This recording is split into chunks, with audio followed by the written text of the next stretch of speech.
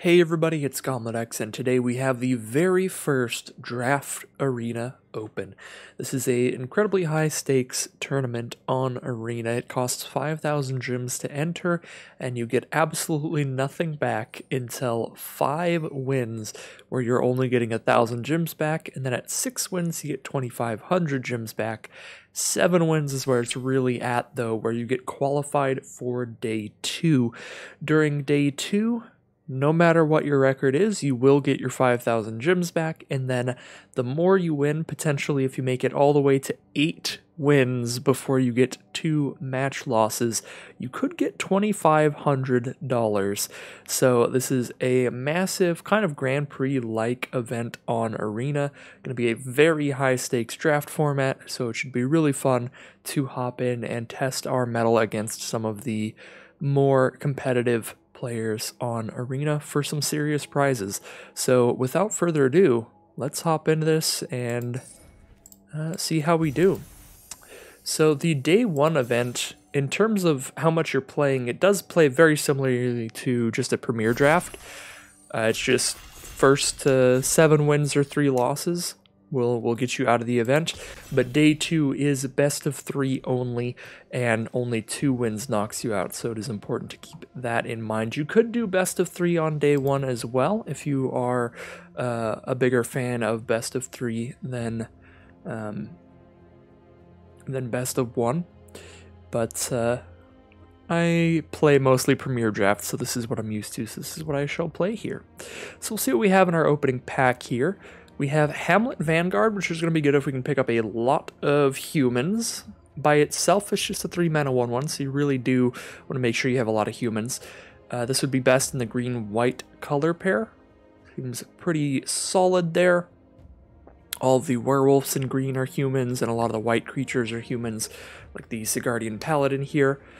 We have some really good blue uncommons. We have Diver Scab, 5-mana 3/5 exploit, bounce something to the top or bottom of a library, or Biolume Egg, really good with exploit, because it enters battlefield through Scry 2, then you can sacrifice it and turn it into a 4/4. I do really like the Biolume Egg, and I feel like Hamlet Vanguard is just less likely to pan out well. I've drafted that card like once before, and it didn't work super hot for us. That being said, we do get past a good green-white rare, Sigarda's Summons, and black at the very least I've seen be very highly drafted quite often in this set.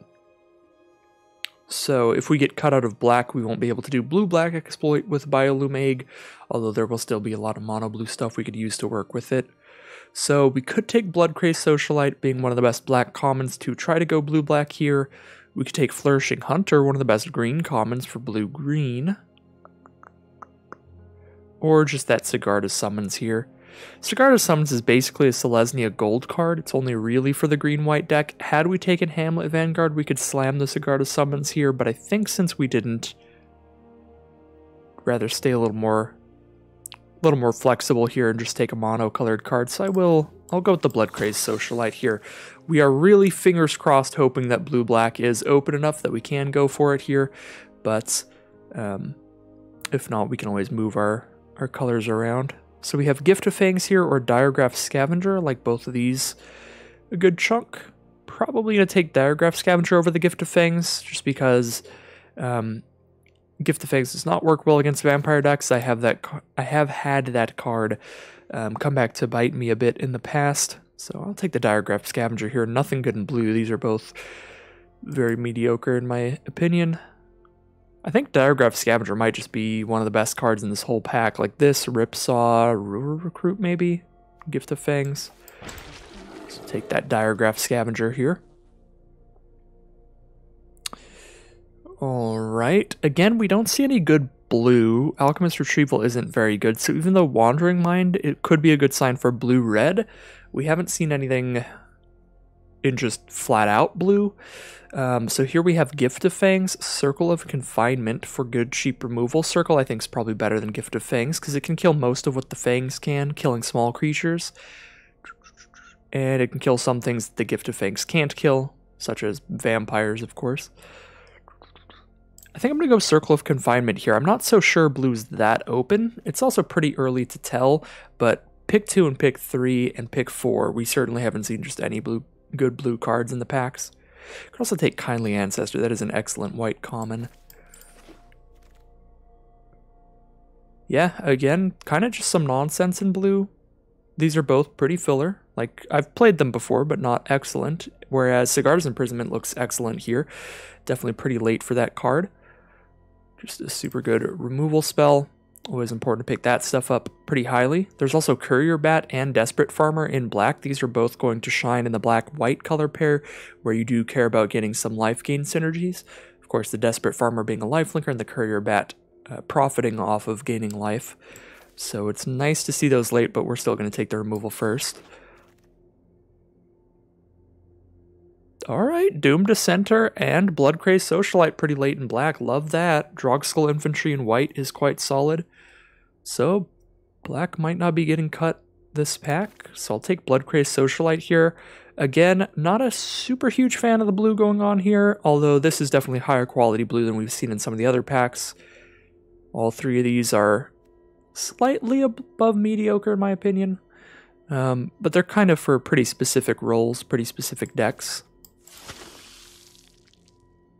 Alright, Kindly Ancestor nice and late. Absolutely loving it. 3 mana, 2/3 lifelinker. Disturb it back from the grave. Really good against aggressive decks. Just a massive roadblock for anybody trying to shred into your life total quickly. Trades off with one of their aggressive creatures while gaining you life and then slaps onto a bigger creature to gain you even more life. Pretty ridiculous card. Alright, I do like Pointed Discussion. I think this is quite a good draw spell. You can think of it as kind of 4 mana, draw 3, discard 1, which is really good, because it's 3 mana, draw 2, and get a blood token. If you spend 1 more mana to use that blood token, you get to discard a card and draw another card. So Pointed Discussion actually digs you very deep. Very nice draw spell there. Alright, Heron of Hope, perfect for black-white life gain. Now every time we're gaining life, we're getting additional life. We already do have a Kindly Ancestor to work with this card, and this card is pretty fine by itself. Things are looking pretty up here for the black-white color pair. And now a Wedding Invitation. Card replaces itself by just drawing a card right when you play it, so pretty little cost to run it, just the 2 mana. It just soaks up 2 of your mana at some point during the game, but other than that, you're essentially just drawing whatever you would have hit anyway. And then this gives you a random way to either finish your opponent off by getting unblockability through a board stall, or gain a bunch of life, which can be really good during a race. With like double Bloodcrazed Socialite, we attack with this as a 5/5, gain a bunch of life off of it. Just gain 5. Seems pretty good. So here I'm going to take Hero's Downfall.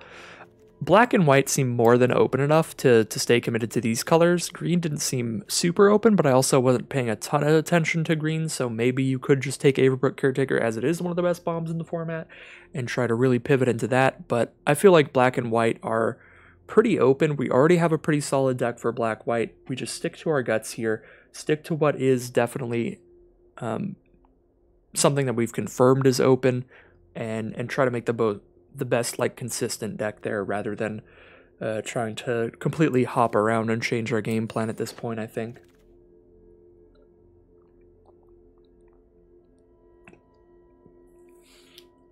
So we have Rot-Tide Gargantua, Pointed Discussion, Persistent Specimen.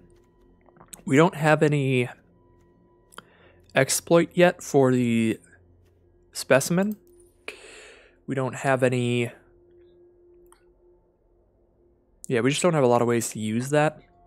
But we also don't have any creatures at 1 or 2 mana yet, and I definitely want some of them. And Specimen's a really good trump blocker.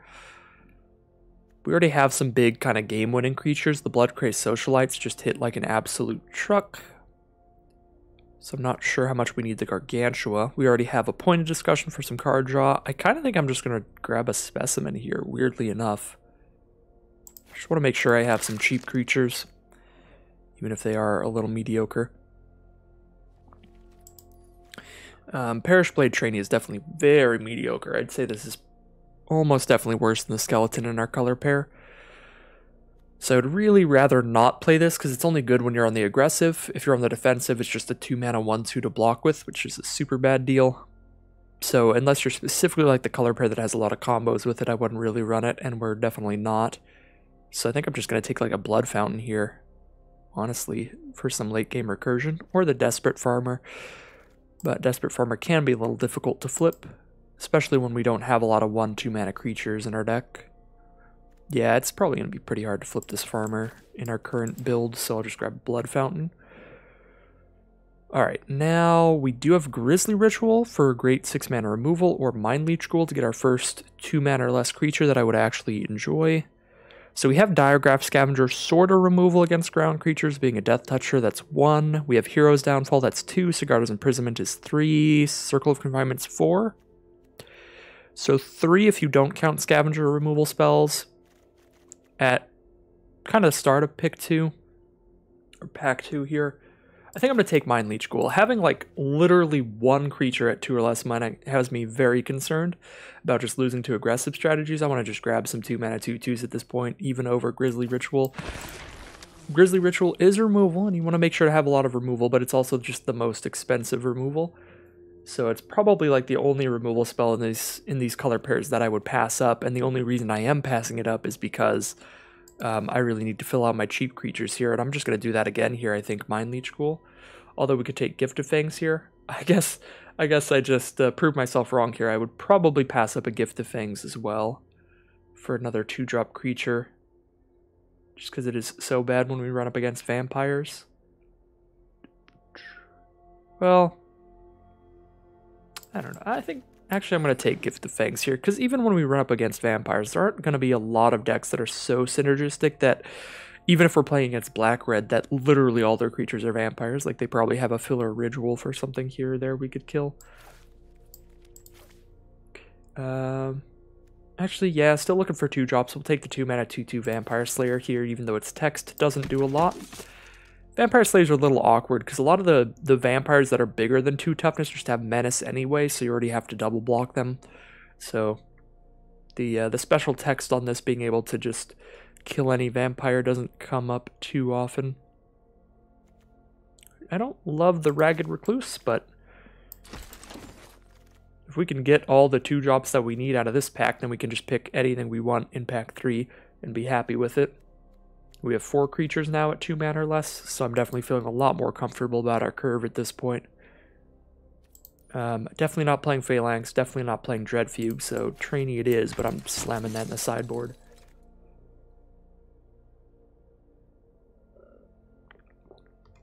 Wedding invitations everywhere. I guess I'll take another here.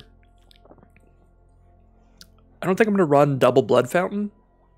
This could be just because of bad luck, but last night when I was doing some practice drafts for the Arena Open, I did play a deck with double Blood Fountain, and we had multiple games where we drew 2 Blood Fountains in our opening hand, and that is a super bad time, because Blood Fountain's definitely a late game kind of play.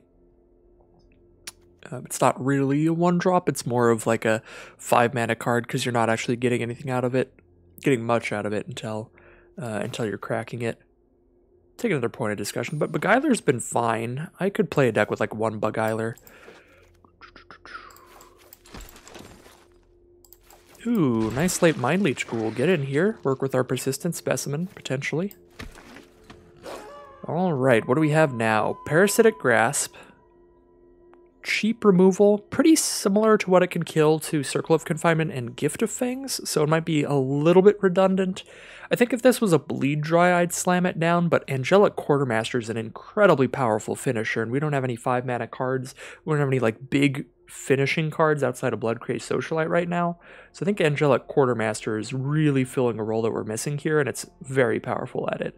So as good as the Grasp is, we do have a Gift of Fangs and Circle of Confinement filling a similar role for us as cheap removal to kill cheap creatures. So I think I'm going to take the big, just like finisher card, a 5 mana 3/3 flyer, put a counter on 2 creatures, really close out the game with that. Now we have Voice of the Blessed, Traveling Minister, Kindly Ancestor. So Voice of the Blessed is an Ajani's Pridemate. It gets a +1/+1 counter whenever you gain life. Eventually it turns into a Flying Vigilance. Eventually it turns into an indestructible creature. How much life gain do we have? Not actually that much for the color pair. So the only like consistent life gain we have is Kindly Ancestor and Heron of Hope and Diregraph Scavenger. The rest are kind of incidental. I don't think we take Voice of the Blessed here. It's kind of just hard to cast 2/2 most often. If it wheels, we'll absolutely take it, but for now I think we take like a Traveling Minister or Kindly Ancestor. I'm going to take a Minister first because we already have one Ancestor, and taking a Minister for another cheap creature lets me cut one of the more mediocre cheap creatures like Vampire Slayer or something, and makes our life gain really consistent if we do wheel Voice of the Blessed, or really consistent for cards like Courier, Bats. Traveling Minister just guarantees you gain 1 life every turn, no matter what you are doing. We're not going to have any creatures with +1/+1 counters on them, so I guess just take this random card. Another Traveling Minister, Fierce Retribution, or another Wedding Invitation. We already have double Invitation. I think I'll take a Fierce Retribution here, but I could see being another Traveling Minister. 14 creatures? Yeah, we're still really low on creatures. We do have Hero's Downfall, Sigardo's Imprisonment, Circle of Confinement, Gift of Fangs. That's probably good. Take another Minister here. Alright. And now, since I've taken that Minister, I can easily take this Bleed Dry over the 3rd Minister. Because Bleed Dry is just like the best removal spell in these color pairs. Because it kills anything. -13/-13 is more than enough to kill anything in the format. Plus exiles it so they can't get it back with a Blood Fountain. Or to its own kind of disturb ability. So it's just the best removal spell. It's just so good. Love me a Diregraph Scavenger. I think I'll take another one of these over a Gargantua. Gargantua would be fine here. We do have some small creatures now. Specimen and double Minister to sack. But Scavenger's just random, like 2 life drain has closed out the game so often for me. It's quite nice. We do see Grizzly Rituals coming late still, which is super good, or Evolving Wilds. Take a Grizzly Ritual here. Alright, we could take one of these Nebelgast Beguilers or a Gift of Fangs. I've already spoken my piece on the Gift of Fangs. In the wrong matchup, it's going to be really sad to have it in hand. So I think I'll just keep the 1 Gift of Fangs in here and grab a Beguiler for late game.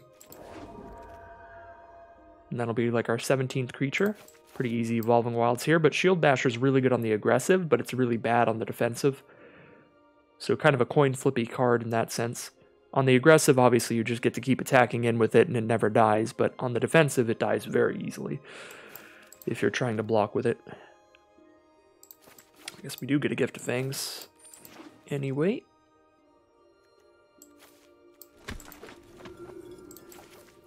Alright. So somebody's going to have a fun time with that Voice of the Blessed.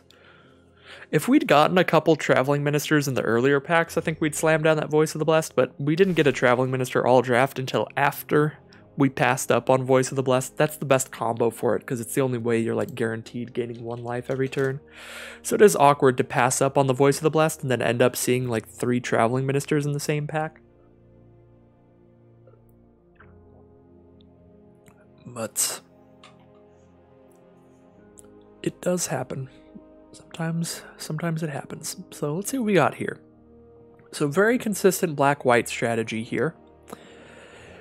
No bomb rares or anything. Kind of just doing our thing, just vibing with a bunch of removal to clear out opposing bombs, opposing threats.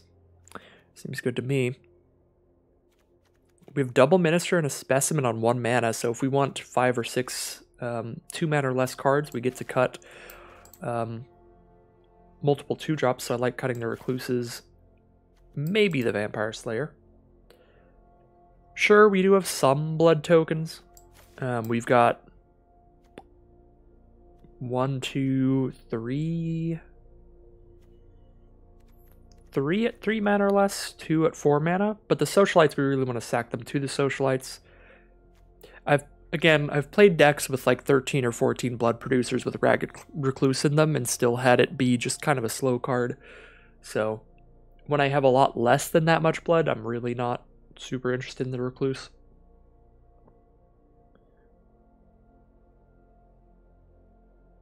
The 1 toughness is a really big downside until you flip it.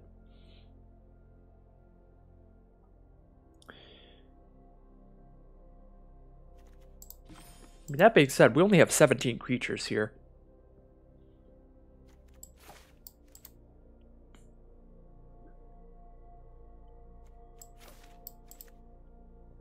So I don't want to cut too many creatures.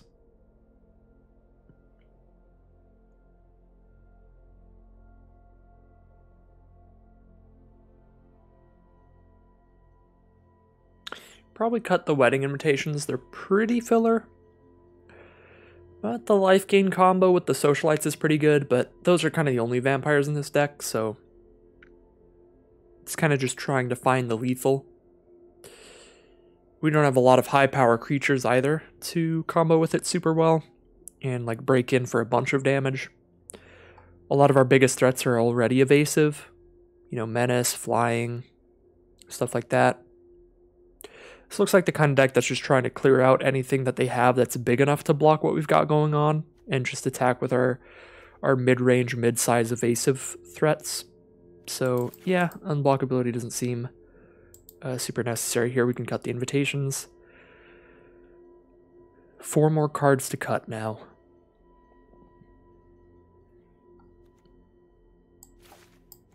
If we cut both Gift of Fangs, we still have Circle of Confinement, Sigarda's Imprisonment, Hero's Downfall, Bleed Dry, Grisly Ritual.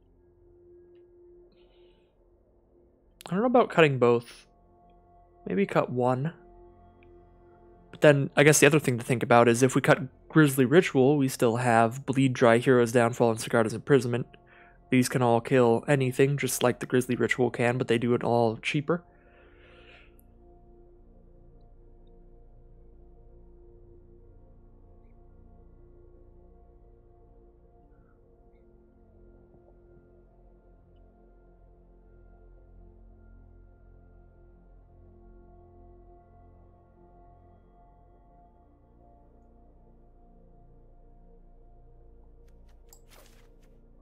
I guess we can go for a low creature count if we just have a lot of cheap removal. Like, we can run 2 Gift of Fangs instead of 2, like, Ragged Recluse.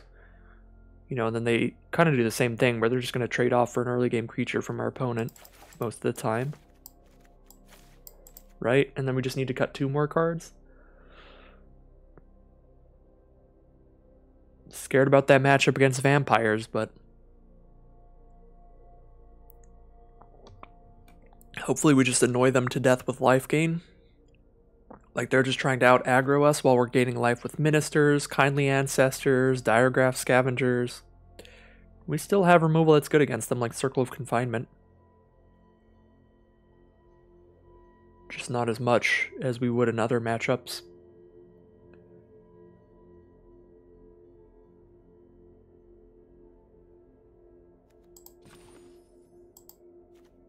Cut a Grisly Ritual, what does our average mana cost become? 2.8? Good enough to cut a land here? Probably not. We like really want to hit like 4 lands on turn 4. These are some pretty high impact cards on turn 4 here. So getting stuck on 3 is pretty painful for this deck. But we have double Point of Discussion at 3, which can help out. Blood Servitor, which can get us a blood to help out. Blood Fountain, we will technically be casting earlier to get that blood token. Maybe the Beguiler is a bit slow for us. Yeah, one of the best things that the Beguiler has done for me in the past is just repeatedly tap down our opponent's biggest threat. Hopefully we have enough removal to just kill it instead. Yeah, we can cut Beguiler here. Then I guess I still want to have a lot of removal, so if I'm scared enough, I could still put Grisly Salvage back into the deck and cut 1 Blood Fountain or 1 Pointed Discussion. One thing that I have been experiencing a lot, this was just in my draft practice last night, but it felt like a lot of my opponents had cards like Diregraph Scavenger exiling stuff from our grave, cards like the Mana Rock that exiles cards from the grave that would really also shut off my Blood Fountains. So not only did I draw like 2 Blood Fountains in all the games where I had a deck with 2 Blood Fountains, but they were also just constantly exiling every creature in my grave, so the Blood Fountain really did nothing. So like with double pointed discussion to just straight draw cards out of the library, do we need the Blood Fountain recurring creatures from the grave? It's also at its best when it's recurring like bombs, like really big scary creatures. And we don't really have bombs, but it's still going to be really good to recur an Angelic Quartermaster or Blood Crazed Socialite. Like we still have threats to recur from our graveyard.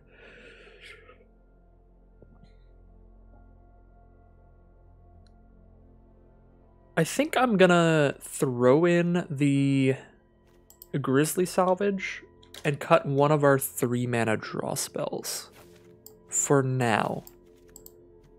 But throughout these games, based on how things go, I will very much try to keep it in mind to take another look back at this deck and move things around, because there are a lot of options.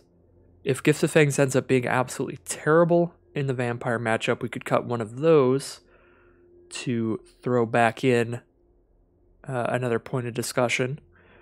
If Grizzly Ritual ends up being way too slow, we can cut that to throw the point of discussion back in. If we need more creatures, we can end up cutting gifts for those 2/1s. A lot of options in how we want to build this deck. So let's see how we're doing in the mana base here. 14 black, 8 white. Definitely want, I think, another swamp than I have right now. I only have one card that requires 2 white mana, and we don't need the 2 white mana until turn 5. So I think we're going to go 9/7 with an Evolving Wilds here to help out a lot. Yeah, because we have Hero's Downfall and Bleed Dry. We need that double black. But we also have 1-mana white cards like Traveling Minister. We want to just play these turn 1. So we don't want to cut too low on our white sources. But we definitely don't want an even split here. We have more black cards and we have double black cards. So I think 9/7 is as best as we can be.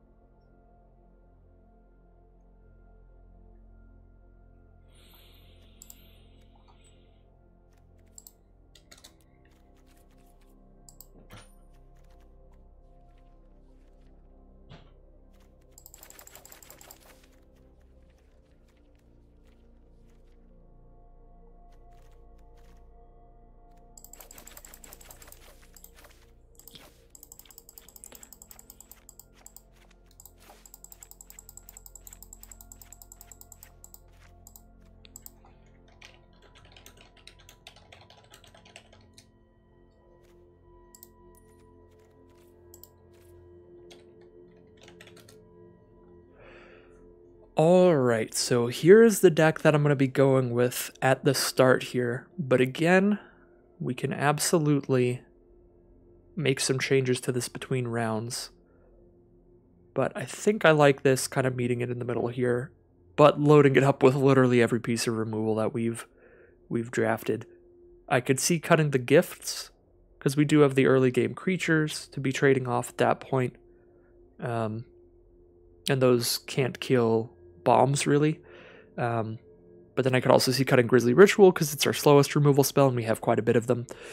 But we'll kind of see how it plays out here, kind of play it by ear.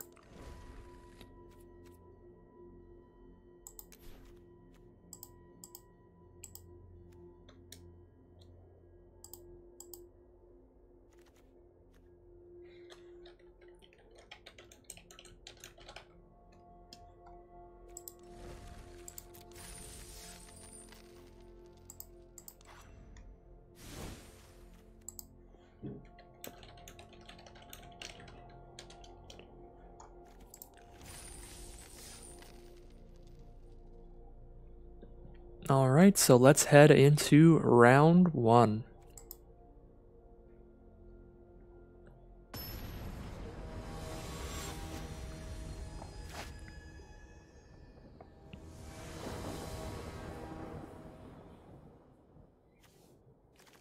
Round 1 here, we are on the play with Traveling Minister and Specimen in hand for cheap plays, Quartermaster to close out this game, and a Hero's Downfall for interaction whenever we hit our second swamp.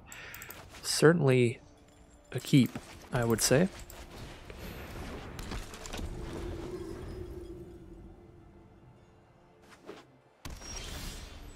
Ooh, Circle of Confinement is an excellent draw.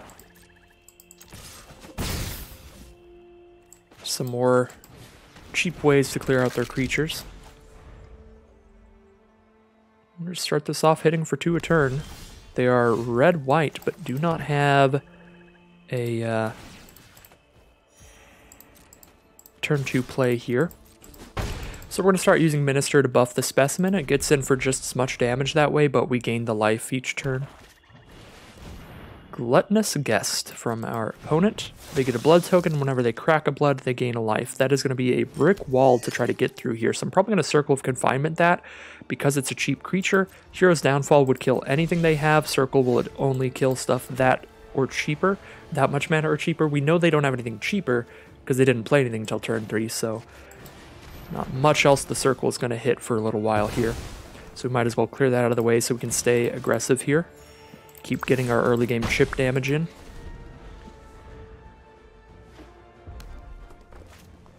Bloodcrazed Socialite here on 4. Not going to downfall that because if we downfall that here, we're not getting aggressive this turn. We can instead play the Quartermaster to get a counter on these creatures, then buff the Specimen so it attacks as a 3-2. Then the Specimen can still attack into that Socialite. And if they block, they trade. Don't love having to throw a counter on the Minister, but in order to get our 3-3 flyer out, I think it's worth it. Just get this 3-3 flyer out as quickly as possible so we can keep the pressure on and start attacking with a flying threat as well, rather than taking the turn off to just play Vampire Slayer Hero's Downfall. Alright, so they take that Specimen damage down to 12 now. They do have 2 blood tokens to work with that Socialite if they want to hit us hard, but I would assume they're going to be digging for some answers here, and that is what it looks to be. They crack a blood here, discard a card, draw a card. And yep, attack with the Socialite, but do not sacrifice that blood token. They're going to keep that around to dig for some good plays.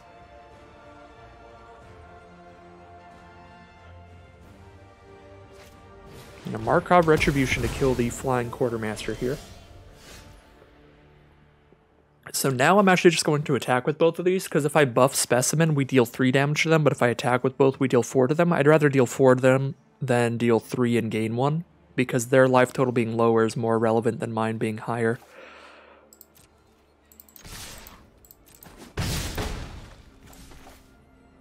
And we do get to hold on to Hero's Downfall here. I think I'm going to hold on to this land as well. We have some blood tokens in this deck.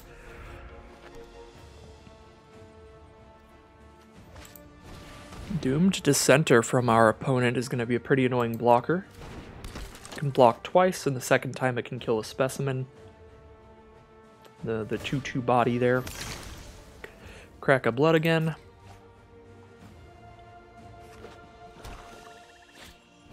A Mind Leech Ghoul.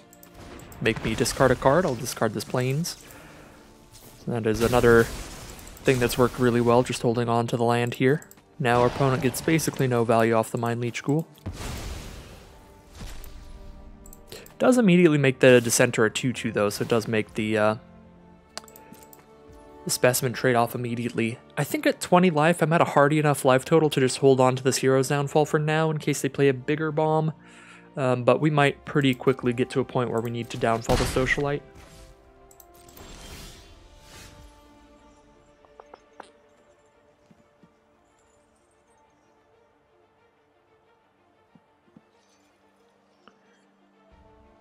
So yeah, all we have are 2-2s left. I think we're just passing, really. Unfortunately, I think this is kind of the end of our aggression. I'd rather gain a life or have another 2-2 to block with. I think I'd rather have another 2-2 to block with. So that even if they kill one of these, we can still double block the 3-3 Menace and kill it. Alright, well, the 3-3 Menace is now a 5-5 Menace if they crack a blood. But they choose to only attack with that 2-2. So I'll block with the Specimen, bring it back here.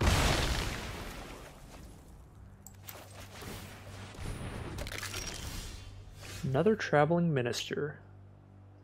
Not ideal at this point in the game. I think we'll drop it down here.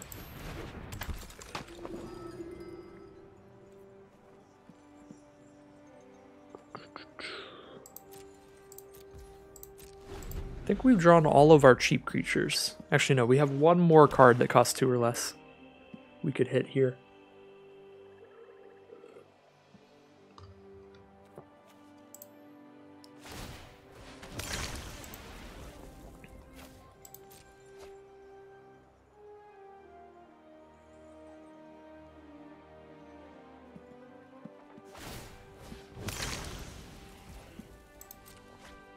Opponent digging with the Bloods. Celebrant's coming in hot with that.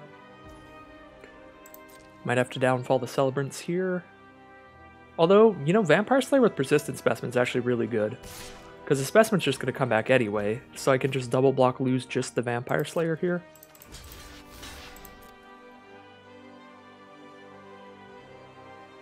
We found a way to make Vampire Slayer super nice. Alright. Taking out a Bleed Dry is almost as good as taking out Falconwrath Celebrants. That's pretty nice. I think I will go ahead and downfall the Celebrants at this point if we're not going to have a Vampire Slayer on board. So Socialite comes in, double block with this 2/2 and a 1/1. So we'll just gain the life with the Minister.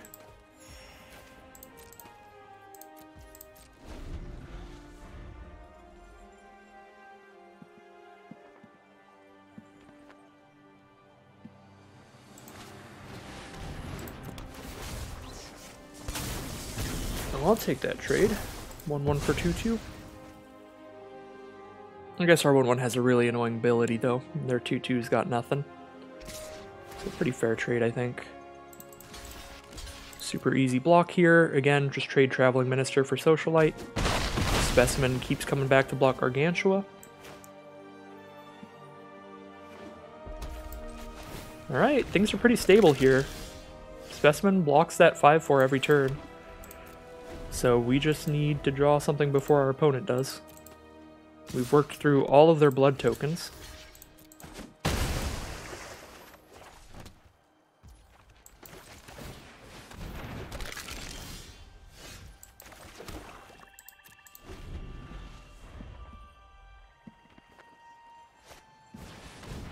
Uh-oh.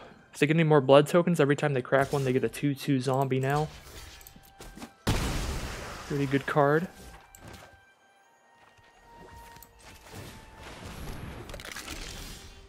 Ooh, Blood Fountain. There we go. Wow.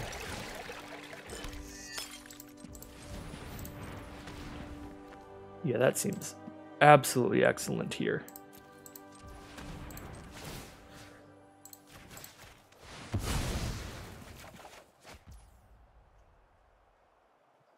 Do I want to play a Minister, crack a Blood? I'm at 18 life? I think I do. Let's crack the Blood first in case we hit something we want to play here. The reason I'm considering not is because then I won't have the mana to immediately bring back the Persistent Specimen. But I think we're good.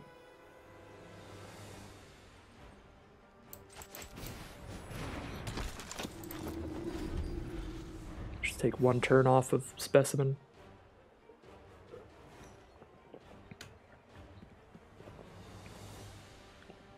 Yeah, plus now we're threatening a Quartermaster, so they might not even attack. Oh wow, Imprisonment here now too? So play Quartermaster pre-combat for extra damage. Although I have a Mind Leech Ghoul here, I might want to sack the Specimen, and obviously if I sack the Specimen, we won't get a permanent +1/+1 counter out of the Quartermaster. Yeah, we can't attack in well even if we put the counters on pre-combat unless we imprison. We go Quartermaster, Imprison, attack for 4. That doesn't seem the worst, honestly. Quartermaster, Imprison the Gargantua and attack for 4. Force them to dump removal on these 2/2s. And then we have another 2/2 in hand for later. I do really like the idea of Mind Leech Ghoul on a Specimen as well, with 3 cards in their hand, but they probably have lands in hand. They have so many blood tokens in their deck, any lands they draw they're just going to hold on to. So Mind Leech Ghoul just hits a blood? Yeah, no. Mind Leech Ghoul's just going to hit a blood in their hand. Or a land in their hand, sorry. There's no way all 3 of these are non-land cards, because they're playing the kind of deck that any land they draw they're going to hold on to at this point.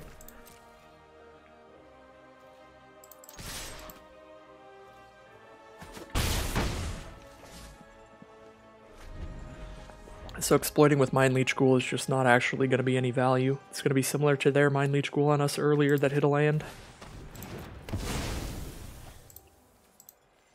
It's the GG. And there's the concession. So we pull out the victory there in the end. So 1-0 to start off.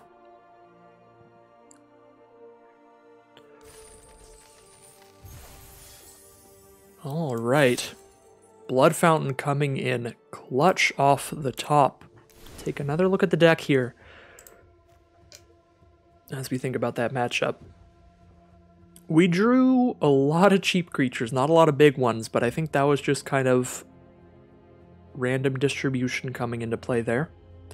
We drew both Ministers and the Specimen and the Vampire Slayer and one of the 2 Mind Leech Ghouls, so we drew all but one of our 2 or less mana creatures. And just the Quartermaster is a big creature. We don't have a lot of creatures in this deck, so that's kind of bound to happen sometime. But yeah, we didn't draw any of these creatures. Yeah, I don't think there's any deck building we can do to kind of change that, make that stop happening. Point of discussion would have been pretty clutch at any point in that game. A big draw spell there. I mean, maybe we could cut one of the 2 or less mana creatures. Throw point of discussion back in. But then we are going to 13 creatures in this deck.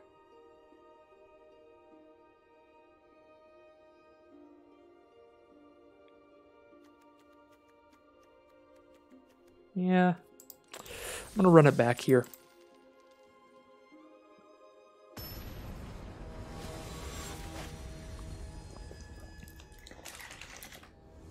I don't want to get too into like results-oriented thinking, because there is always a random element to draws and all that.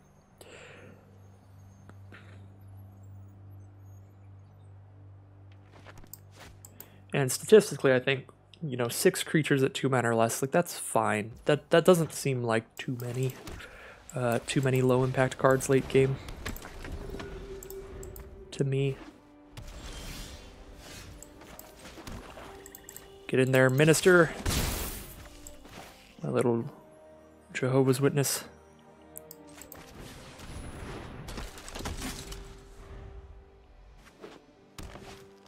Playing against a white-green, they start with a Perish Blade Trainee.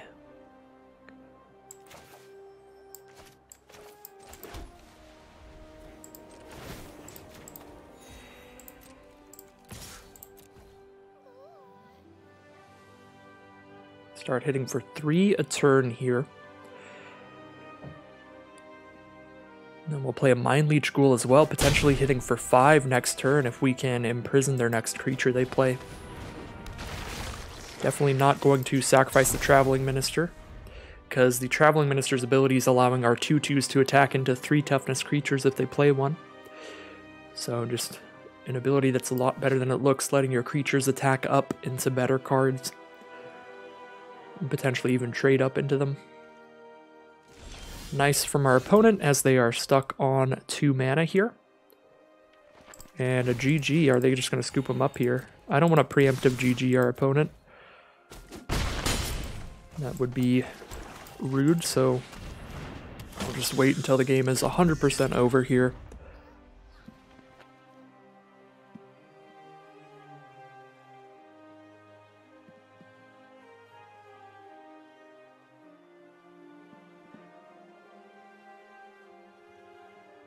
But if they haven't hit a land this turn, this has been a great start for us. We've played a creature turn 1, 2, 3, and 4. That is the kind of hand that is really going to punish stumbling on mana. Plus, their only creature turn 2 here was a creature that does not block well, it only attacks well. It's the kind of thing that I was saying where I don't like the Perish Blade trainee much unless you're literally like the green-white training deck. They are the green-white training deck, so it makes sense for them here. Should I imprison the Crawler or bleed dry it? I think I imprison it here. Save the bleed dry for something else later.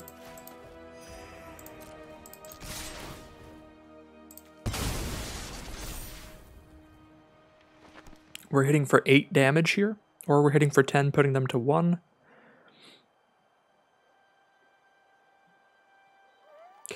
But I'm saving the bleed dry because the bleed dry gets whatever I hit permanently off the board, so it deals with its activated and triggered abilities. And Spore Crawler doesn't have any abilities we need to shut down, so we'll play the pacifism style effect on that one. Where mana flows, the Gnarlids follow.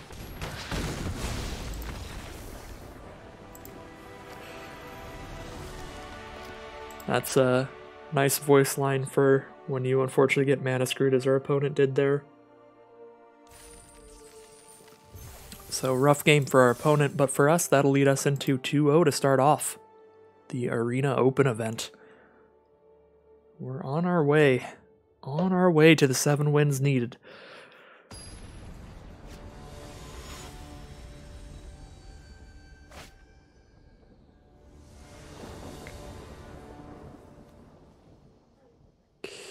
I forgot they got rid of the sorry emote. I wanted to give like a genuine sorry there.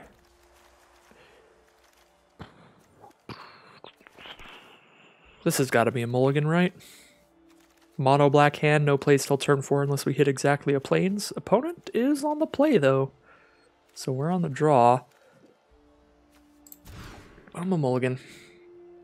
Alright, now we have Evolving Wilds for the white source. Gift of Fangs for an early game creature. Scavenger on 4, just get rid of land here. Yeah. Alright, they start with an island. I love that for our Gift of Fangs to actually do something here. That is one color that has 0 vampires.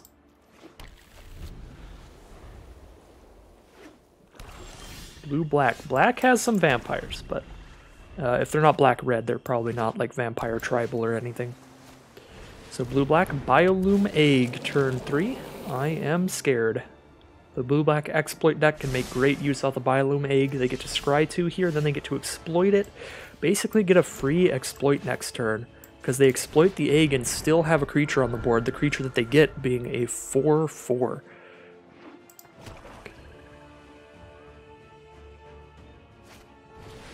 Bloodcrazed Socialite is the play here. Got a lot of Diregraph Scavengers. Do I want to bleed dry that Socialite?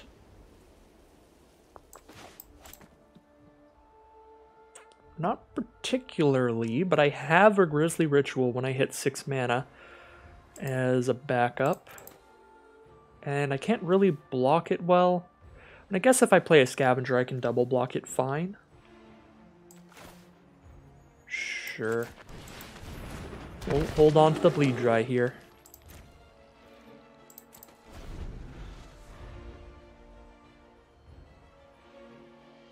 Play it safe.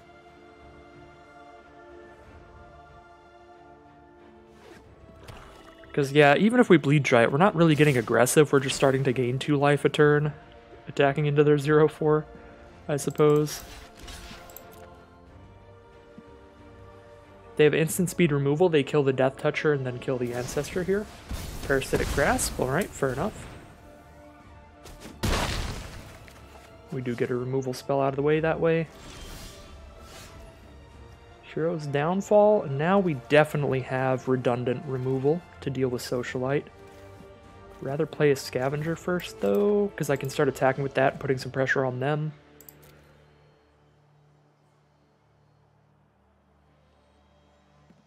They only have 3 cards left in their hand.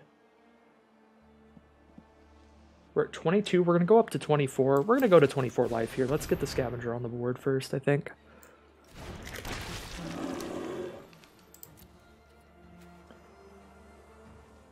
Because we have that disturb effect, we'll hit our scavenger to drain them life. We could not because we do have a blood fountain in our deck, but unless we draw blood fountain like literally next turn, we're still likely to have enough creatures for it later in the game.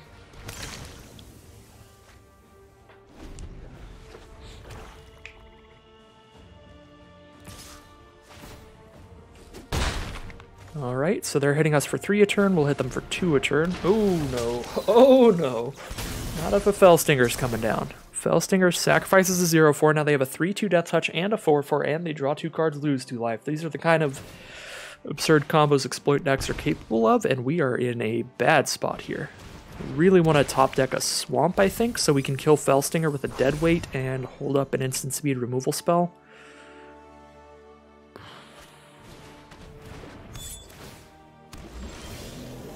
Alright, no Swamp for us.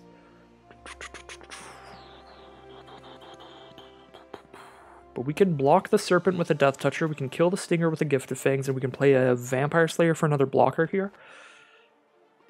We could even play a... No, we can't do both of these, because then we wouldn't have Deadweight mana.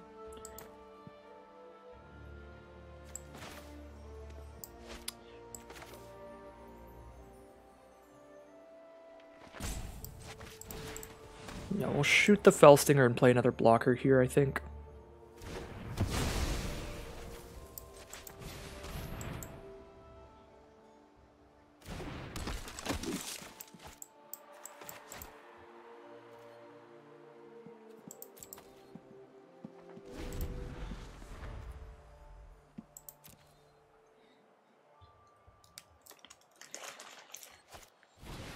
Fear of Death, shut off our Death Toucher here.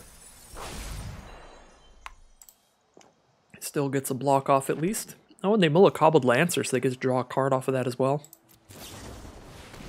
And Bleed Dry the Vampire Slayer, alright, getting aggressive. Well, we block 1 damage every turn with Scavenger at least. Now we've got all these removal to just start throwing at their stuff. We do take 7 here, which is painful.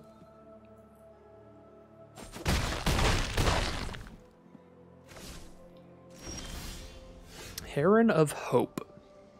I save more life by just killing something than casting a Heron of Hope.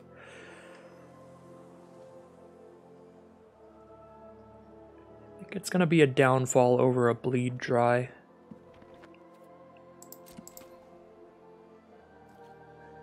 We'd honestly probably rather downfall the Socialite than the Serpent because they have a Ceremonial Knife to get a blood every turn. So that'll be attacking as like a 5/5 every turn, especially if they put the knife on the Socialite, because now we're stopping just as much damage killing that one.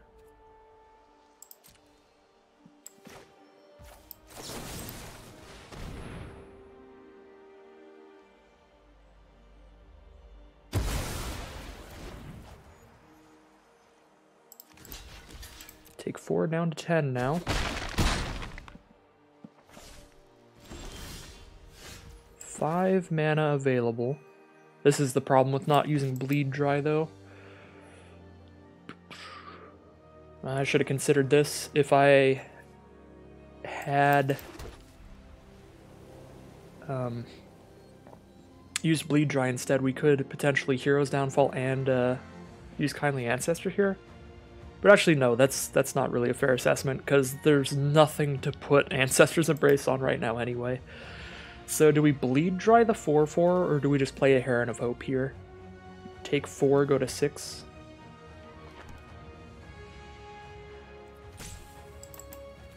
I mean, we're going to gain 3 life a turn from the Heron.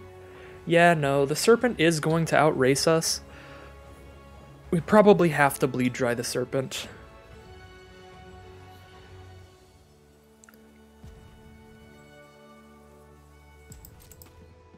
Do I want to wait till they commit the mana to Ceremonial Knife on the Serpent, or do I want to kill it right now? They didn't have anything to protect their creature from removal last turn, so unless they top deck something to get rid of my removal spell, I think it's better to hold on to Bleed Dry. They are drawing 2 cards this turn, though. But by holding on to Bleed Dry, we make sure they don't get a blood token this turn, because they're going to slap the knife onto the 4/4 because I can just trump block the Butler anyway. And they get a blood token from the knife, whether or not the creature damages my face. Oh. If they're not equipping Knife, they're doing something with their 6 mana. It could be playing a better creature, so I'm actually just not going to cast Bleed Dry till post-combat here then. Because not equipping the Knife is really suspicious. We'll see what they're planning to do for 6 here.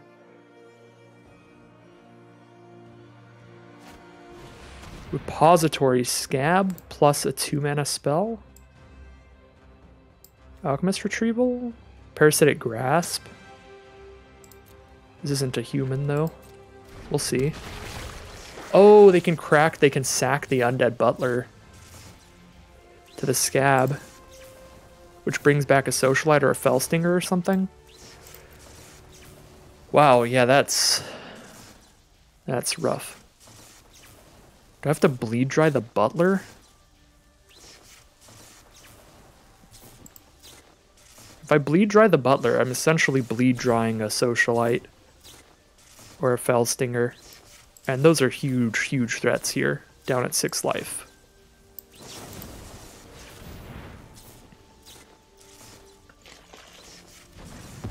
I'm gonna Bleed Dry that Butler.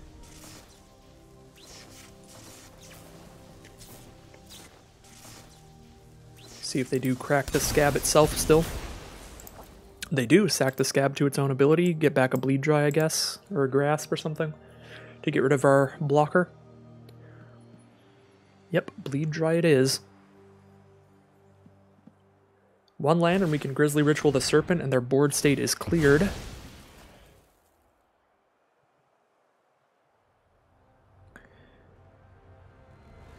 This is an excellent exploit deck from our opponent. We have had to use every resource we can just to survive.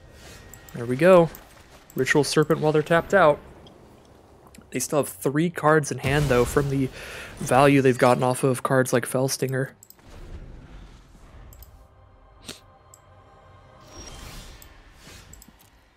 Alright, now we've got a Circle of Confinement back up, and we can cast a Heron here, but the Heron is going to get what is it called? Bleed Dried. But we have to have them kill something at some point, so I think we might as well cast it and let them get that Bleed Dry out of the way. Yeah, can I afford to just sit here waiting to draw a 2-mana creature? Like one of my 2/2s or 1/1s or something and see if they Bleed Dry that? I don't think so. Here we go. I have brought you a target for your removal, friend. Counterspell. Uh-oh. If they've got like 3 pieces of removal in hand, this game's pretty over. If it's Bleed Dry, a counterspell, and then another removal spell, we know they have at least 2 in hand because they had the counterspell there and now they have a Bleed Dry. So even just the 2 removal in hand is super bad for us. Ooh, Path of Peril in the deck. Destroy all creatures mana value 2 or less. They might be splashing into Plains for the full Wrath ability on that card. Got a -11/3 Diregraph Scavenger here, lying in wait. Ooh, Angelic Quartermaster. That is good enough that I'm not just going to run it into a Bleed Dry, I think. Especially because I want to actually get value out of the +1/+1 counters, so I'm not going to play it until I have to get a chump block out. I guess at that point they'll just Bleed Dry it, but they would Bleed Dry it if I played it right now also. Are we like all in on opponent milling themselves at this point? With 11 cards left? Perhaps.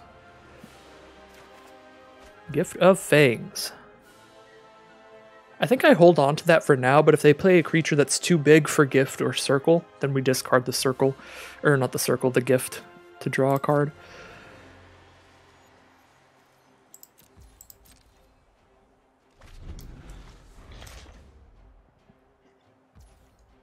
Nope. Dropping my lid to my drink here. Mind Leech Ghoul. If they don't have a counterspell, that's actually really nice. Even exiling a land from their hand is okay when Diregraph Scavenger is doing very little for us. Prevents them from using the land to a blood token, although with 10 cards in their library, it might be a net positive in the grand scheme of things. If they crack a blood token, we might be a fan of that. Yeah, I mean, they are almost definitely. They almost definitely have a land in hand, and if they want to crack it to a blood token, like they're getting very close to milling themselves at this point, so it might be better to hold Diagraph Scavenger for just another turn of chump blocking. I could see a situation where just giving ourselves one more turn to chump block, like a 4-4 or something, keeps us alive long enough to mill them. So I'm actually just going to keep the Scavenger. And now we have a threat on the board. It's not a big threat, but it should likely draw removal. If that's just what's going on in their hand, which is pretty likely. Likely that they are a removal-heavy deck. If it doesn't draw removal yet, it probably will when we try to give it lifelink. Traveling Minister is the draw.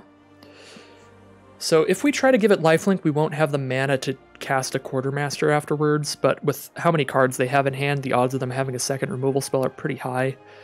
And I don't want to just run out a Quartermaster right now, I think. Yeah, I'm going to try to give it lifelink, and they'll probably kill it when I give it lifelink. So then we've dug one removal spell out this way. I feel like if I don't give it lifelink, they have 19 life, they'll just take 2 for a little bit. Alright, so we've drawn the Bleed Dry, but we don't know what else is in their hand. So we'll go for our Traveling Minister now.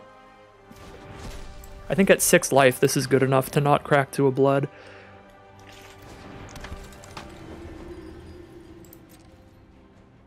Again, I could see the argument for just cracking Gift of Fangs, because it's not like an immediate impact here. But I'm really shaking in my boots. They could play, it doesn't matter how small the creatures are, just a small creature is still a threat to me. Alright, there's a land to crack to the blood.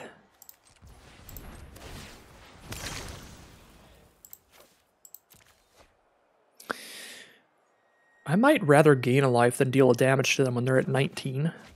Ooh, Mind Leech Ghoul again? I think I'm still kind of slow rolling the Angelic Quartermaster. Might want to just gain a life this turn with Minister and then play a Mind Leech Ghoul. Play Quartermaster next turn and attack with both Minister and Ghoul. That seems cool to me.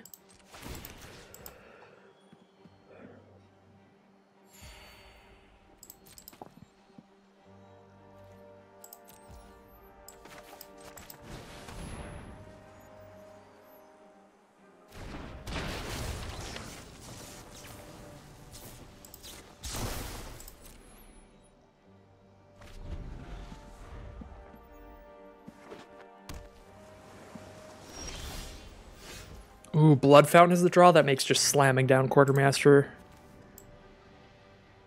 even better, because we just bring it back. Alright, show me the counter. If it's Syncopate, though, we'll be sad. But if it's not, bash in for a good amount of damage here. And they're not going to want to remove these when I've got a Quartermaster. They can remove 2.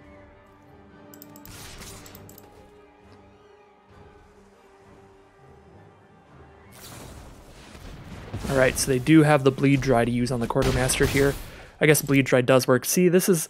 Even with Blood Fountain, they've exiled all of these 5. Actually, the Ancestor was exiled to its own effect, but they've exiled 3 of my creatures, so I only have 1 in grave, even with this Blood Fountain. Still run it out here. So we have all the mana to crack it and cast something more likely next turn. Opponent's down to 6 cards in library. We have threats on board, and they do not. Mind Leech Ghoul, we'll see if they crack it here. Probably just want to trade it off. But we just won't attack with Minister, then we'll just buff Ghoul and attack with just that. Oh, I guess they can trade their Ghoul into our Ghoul and get a blood token in the process. That's pretty good. So Gift of Fangs found a target. Here we go.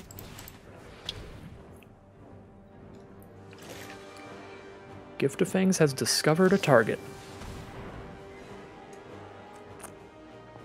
Cradle of Safety. That is annoying, but also fine. We just won't attack in this turn then, and then we'll Circle of Confinement it next turn. We have plenty of blockers with our Scavenger to chump block and stuff.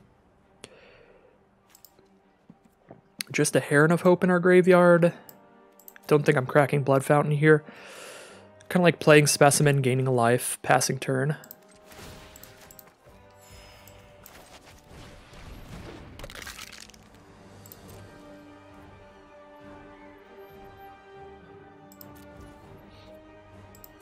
Oh, I guess I forgot about the Specimen Blood token combo. We could have discarded the Specimen using a white mana, then brought it back for 3, but then it would be untapped this turn. But that's still fine, because if they attack with Mind Leech Ghoul, we're going to block with our 3/3. We're not going to block with our Specimen anyway this turn, so we should have discarded it to the Blood token. That was a misplay there. Alright. We do hit a land to discard to the Blood token anyway, though, which is nice. And oop, oop, oop, oop, oop. Wrong artifact.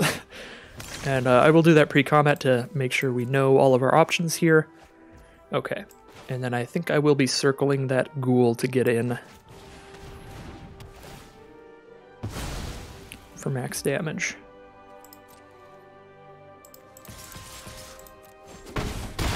They're down to 8 now, and I'll play this land so we can crack the Blood Fountain end of turn. 4 cards left in their library now. Binding Geist is the play.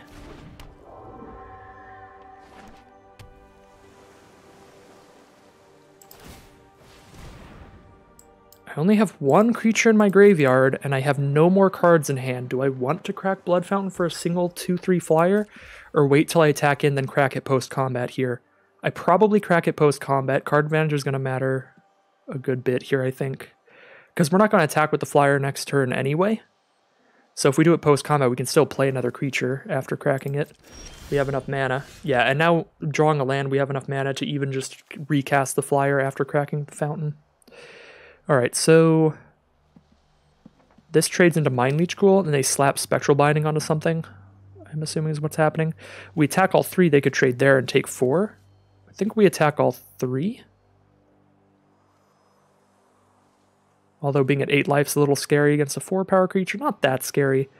Yeah, no, we're on the aggressive. Let's get in.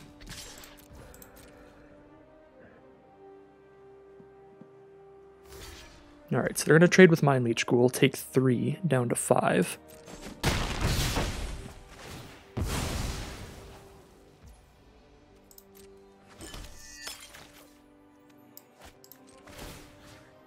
Now we do get full value for Blood Fountain, grabbing both creatures back to hand.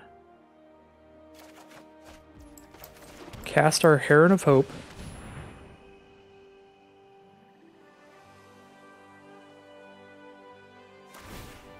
Crack the Blood, digging for a counterspell, but they're down to 3 cards in library now. Down to 2 cards in library now, at 5 life against our board state.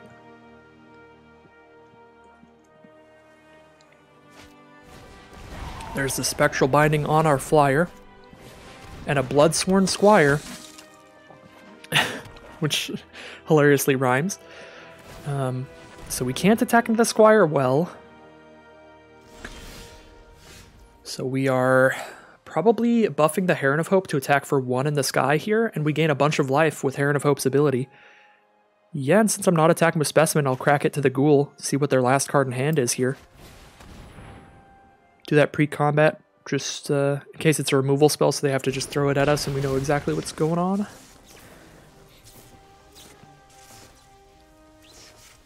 Oh, it might be a removal spell here. They were looking at the Heron. We'll see. They have 2 cards in their deck. I feel like, unless they have the card that shuffles some stuff back in, even if they have a massive bomb left in their deck, I think we can find victory here.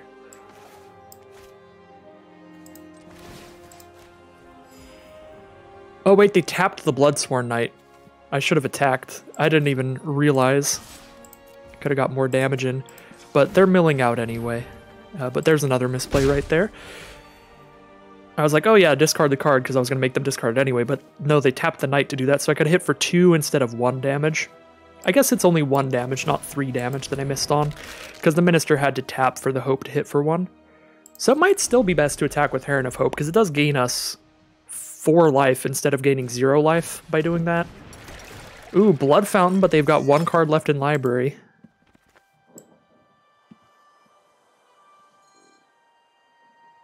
Blood Fountain for Diver Scab might be interesting and put their own creature back on top of their library to get them more time.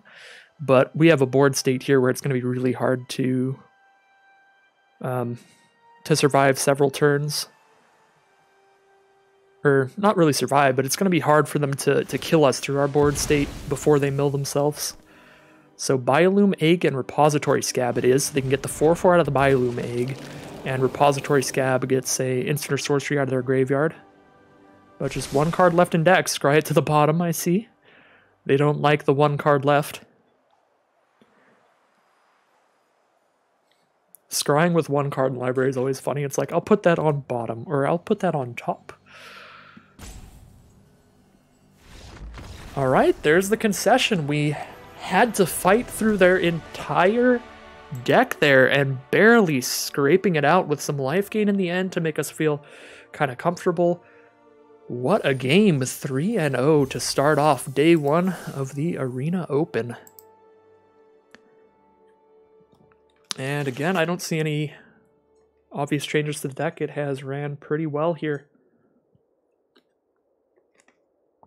Every card coming in clutch for us there. Even the small creatures in the late game just after they'd ran out of removal to try to finish out the game. The big removal, Grizzly Salvage, was very important to us. The small removal, Deadweight, was very important to us. They're not Deadweight, but Gift of Fangs. On the play, this is risky, but if we hit that white mana, it's going to be great. Is it going to be great, though? Because we play a Traveling Minister and then just play removal. I mean, it probably is, but we can't guarantee we're hitting the white mana. We probably should mulligan here. Like, not only do we need white mana, we need 2 more mana before we're playing any, even like, moderate threat. So we'll mulligan there. Now we get rid of the 6 mana card with this hand. Yep. Turn 2 Mind Leech Ghoul. Turn 3 we're holding up a Hero's Downfall. I like it. Opponent on the play starts with Persistent Specimen.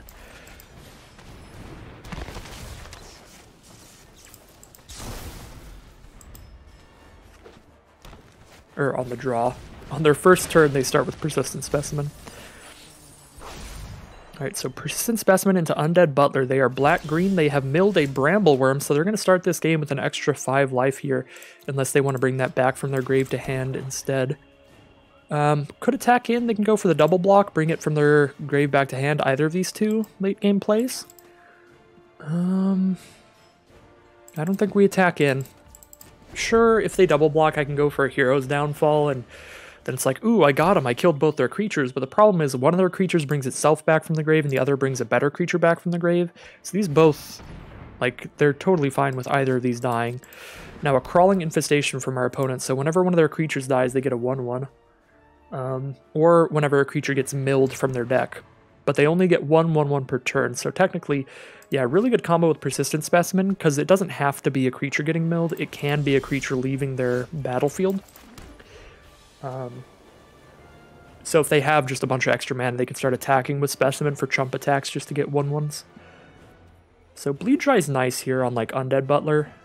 Because if you think about it, Bleed Drawing an Undead Butler is like killing the Butler and, you know, a Brambleworm, because it's going to bring back a Brambleworm. So that's an option. So now it might be okay to attack in, because then it's like, if they double block, then we just Bleed Dry the Butler. I'm actually pretty fine with that. And if they don't block, we start getting some damage in. Alright, and if they single block, I guess we still just Bleed Dry the Butler. Well, do we? Not till 5 mana will they be able to play something, and the 5 mana would be a Gargantua. Gargantua is kind of bad for us, because they have Specimen out. Yeah, I'm just going to crack the Bleed Dry on the Butler here. Again, it looks weird to Bleed Dry just a 1/2, but when you think about it, we're technically killing the 1/2 and the 5/4 that they're going to play later, stopping that Enter the Battlefield effect from happening and making us sack a creature. So, like, we're pretty likely to end up Bleed Drying that Butler at some point later anyway. Wow, Quartermaster's pretty bad here. Still a 3/3 flyer, so we'll go for it. It still makes them, like, spend a removal spell on it. But not getting the Enter the Battlefield effect is very sad.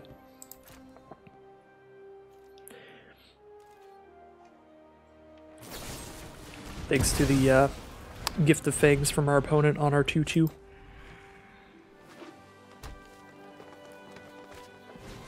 5 mana, Edgar's Awakening. Bring that Brambleworm right back out. Well, we're going to Hero's Downfall that thing.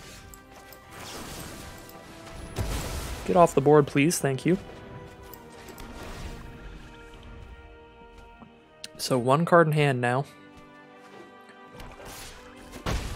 And we're going to get chipped away to 1-1. It is a top deck war. I'm going to hold 1 land in hand here at all times. 4 blood tokens. Uh-oh. Opponent is winning the top deck war currently. Mind Leech Ghoul, not super helpful, but we block the 1-1 now.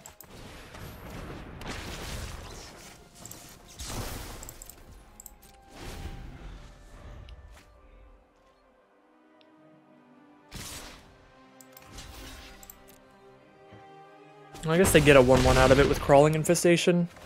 Yeah, the Infestation Specimen combo being pretty good here. Can't really block the Specimen for any value.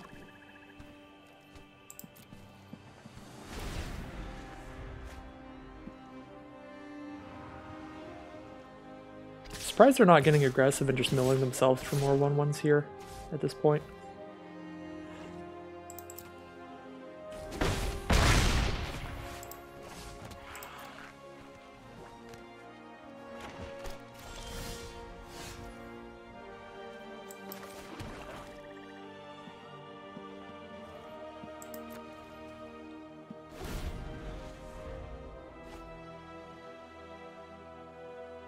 Time to chump block Flourishing Hunter if they don't have removal. Looks like they don't. Another Brambleworm off the top. Well, not an ideal game for us there. It is going to be 3-1 as we head into round 5.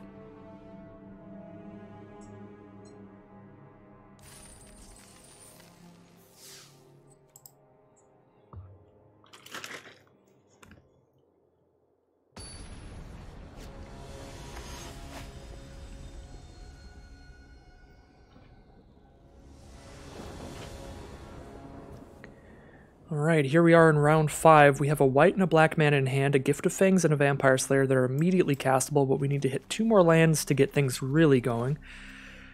Opponent is going first, so we're on the draw, so I'm going to keep this. Gift of Fangs and Vampire Slayer, no matter what, I think is good enough start. We can afford to stumble a tiny bit, but our opponent does start with a Swamp, so if they are a Vampire deck, this gift is not going to help us. But Vampire Slayer will. Alright, black-blue it is, and a Ragged Recluse to start off. We can Gift of Fangs that and play Traveling Minister in the same turn, so let's go ahead. And we did hit a land here immediately, so we have a 3rd land next turn, which is excellent. And a Catapult Fodder from our opponent. 1/5, if they have 3 creatures with higher toughness than power, it flips into a 2/6 that can throw their creatures at us. Pretty scary card with cards like Biolume Egg in the color combination. Just play a Vampire Slayer here and pass. So we have a 2/2 to block the 1/5, so we don't get hit.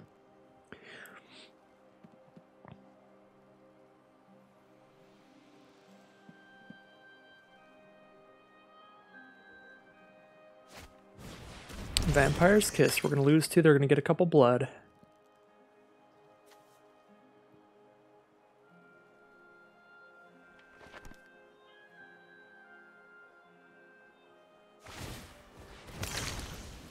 Cracking a blood here, digging for lands, I suppose. Discarding a Syncopate. No lands for them yet. Turn 4, we're going to play some kind of evasive threat. The Menacing Blood-Crazed Socialite or the Flying Heron of Hope.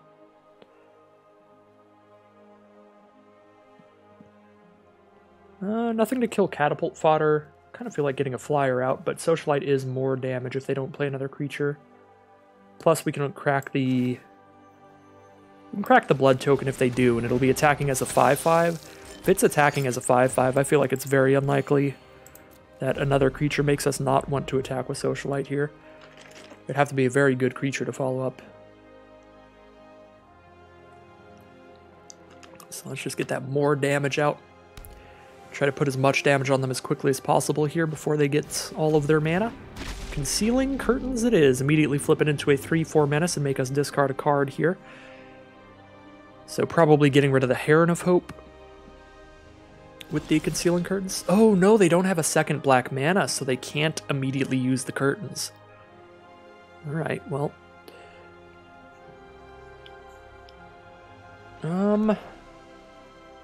Yeah, I like playing the Heron of Hope right now then, so that they can't make us discard it with Concealing Curtains. They could counter it with the 3-mana counterspell here, but we can't play around that. If they have the counterspell and the discard on board, then either way Heron's gone, so we'll try to get it out here.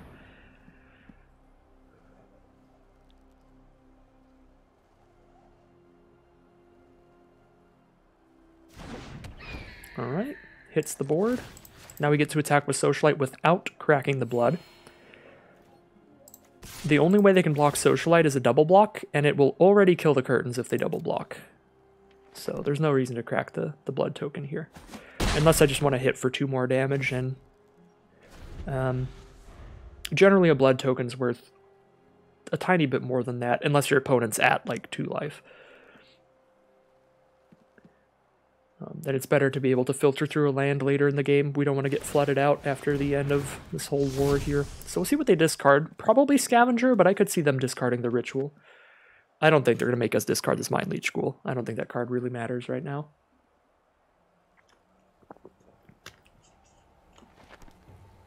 I'd expect Diregraph Scavenger to get caught here, but there's a good argument for Grizzly Ritual as well. Alright, Grizzly Ritual is the choice. We draw into a land to replace it. Especially if they have another threat after the Revealing Eye, then there's a very good argument for popping Grizzly Ritual. So maybe they do have a bomb in hand to try to kill us with in the future. Ooh, Kindly Ancestor. Run out an Ancestor and a Ghoul here. Just get this board wide. Doesn't really help us attack anymore into this 3/4. So it's not the best board state ever or anything. I guess Diregraph Scavenger does actually attack them, whereas Ancestor doesn't really. But we have a lot of removal in our deck. If we draw removal to kill the eye, then we have a really wide board for just attacking with absolutely everybody. We could also sack the Ancestor to the Ghoul if we want to give something lifelink, but I don't think that's the play here. We don't need to gain any life yet. We would rather just block with the Ancestor at some point. Crack the blood for Socialite, and it's a 5/5. They have 4 power. Yeah, I think we're going to crack the blood on Socialite here. And then run out Ghoul Ancestor. Because cracking the blood on Socialite makes it a better attacker. Otherwise, it just trades single-handedly for the eye, which isn't bad. It isn't bad, but I think it's better as a 5/5 here. Sending it in.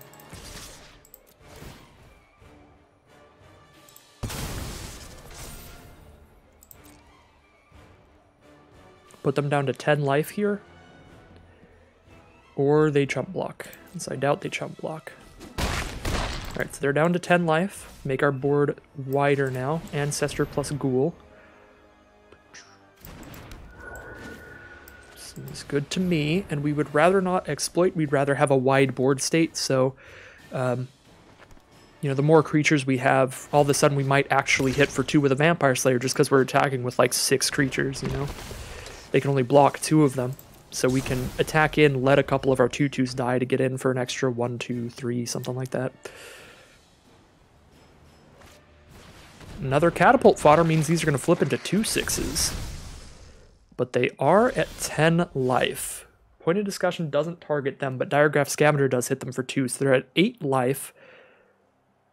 What is the most damage they can stop? Block there, block there, block there are their best blocks. They take 1, 2, 3, 4, 5, 6. Not lethal.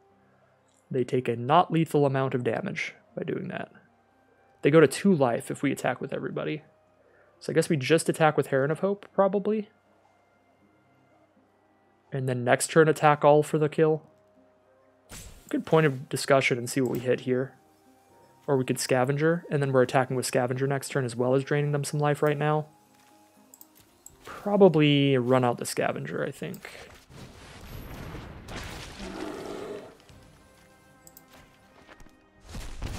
So they're at 8 life. Again, if we attack with everybody, they stop 1, 2, 3, 4, 5, 6. They stop all that and take 1, 2, 3, 4, 5, 6. Go to 2 life. So they still survive. I guess they're only killing like 2/2s and stuff. And then they're at 2, which is immediately dead to the Heron. Or anything getting in. But we lose 3 creatures. We lose Slayer, we lose Ghoul, we lose Ancestor. Because 3 there, 2 there, 2 there. So I don't think it's worth it. I think we just attack with Heron of Hope and go for lethal next turn. The only way this isn't worth it is if they go like Swamp and then the Wrath effect and just kill our whole board. I feel like we're really likely to lethal next turn. Oh, there's the GG.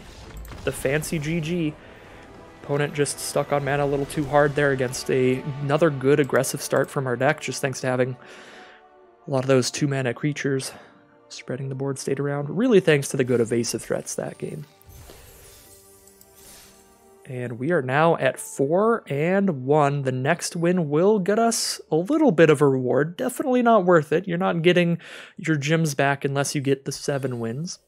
But 4-3 is what I'm happy to go in any Premier draft. So already doing very well here against some fierce competition, as it is going to be a lot of the competitive players playing the Arena Open event here. Super nice opener. Little bit high on lands, but other than that, some very good early game plays here to get things rolling. Would rather hit them for 1 than gain 1 at this point in the game. Turn 2 Skullscab, that is going to get Gift of Fangs immediately. Sure, I could play a Kindly Ancestor, but I really do not want them doing any exploit combos on me. Skullscab turn 2 is one of the scariest turn 2 plays, in my opinion, because I've died to it a boatload. Falconwrath Forebear, sure, 3 mana, 3/1 flying, can't block. We can outrace that with life gain. Alright, I'm getting a little scared about the mana situation. We started with a lot of lands in hand, and we have drawn exclusively lands so far. So things are looking like we might get a bit punished for that keep. But I think it's not a mulligan.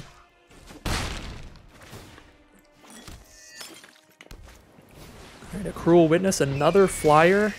This one can actually block. Blood Servitor is actually a great draw for us here to dig out of this mana situation a bit. But Minister with Ancestor is nice, so we can still attack with the Ancestor here, trade into that Cruel Witness. And then actually just slap Lifelink onto the Servitor if we want. Would I rather crack a Blood here or give Lifelink to Servitor? I think I'd rather crack a Blood, give something better Lifelink, and then like if we don't draw a good non-land card, we can still just put Ancestor's Embrace on Blood Servitor next turn anyway, if we just hit lands.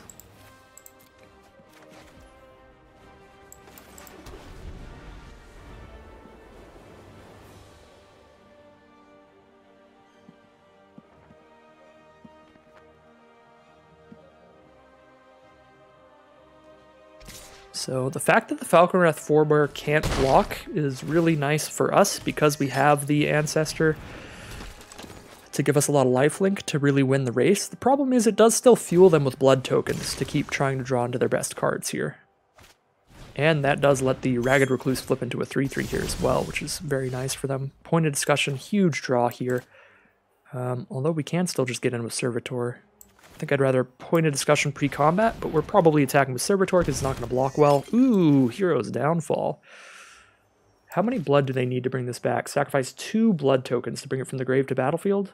I'm not actually that scared of that card again, because we can just lifelink and race it. We can give them all the blood they want. If they want to dump mana into filtering through their hand, that's fine. Might want to just Hero's Downfall the Witch, but I think we'll just do that later. Attack with Blood Servitor first. Well, it's our only threat here. It's our only threat here. If these trade, we don't have anything on the board anymore. But then if they just play like a 5/5 or something in the future, we've got nothing to deal with that. I don't know what's right here. I feel like they're going to take the trade if we offer it. I don't think we want to trade here. It's get aggressive and try to race. I could definitely see this panning out poorly for us if they have a bomb to play. But I think like if we attack in and trade there, we have no threats. So they just keep killing us with the forebear. Uh-oh. 2-5 is certainly very good here because they draw another card off of it and we can't attack him with a 3-2. But Bleed Dry is very good here too. Now we get to Ancestor Bleed Dry, which is huge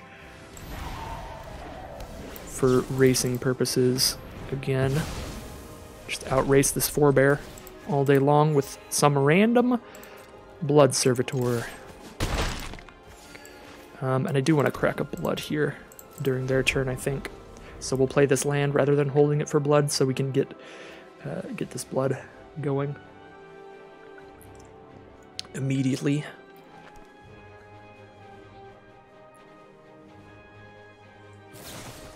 Parasitic Grasp to kill the Traveling Minister. So must be playing like a 3 toughness creature here. Or just killing the Servitor.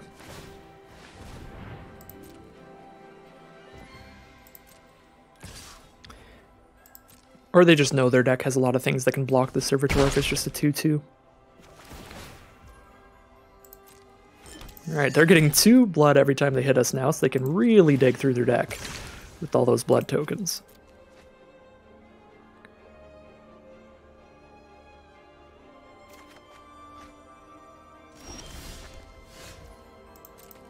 Let's hit for 2 here. Pass the turn.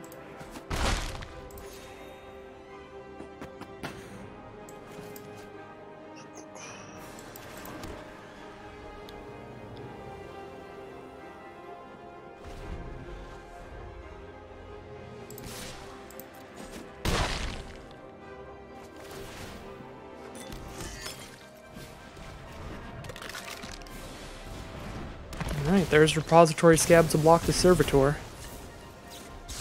And bring back Parasitic Grasp.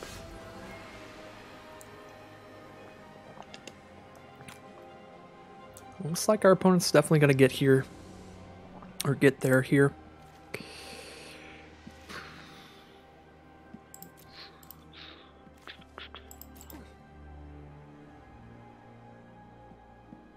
And we definitely play Quartermaster, right? The problem is, like, we play Quartermaster, attack in, trades off with Scab, and then Quartermaster dies to Parasitic Grasp, and we've got nothing again. Don't really have another option, though.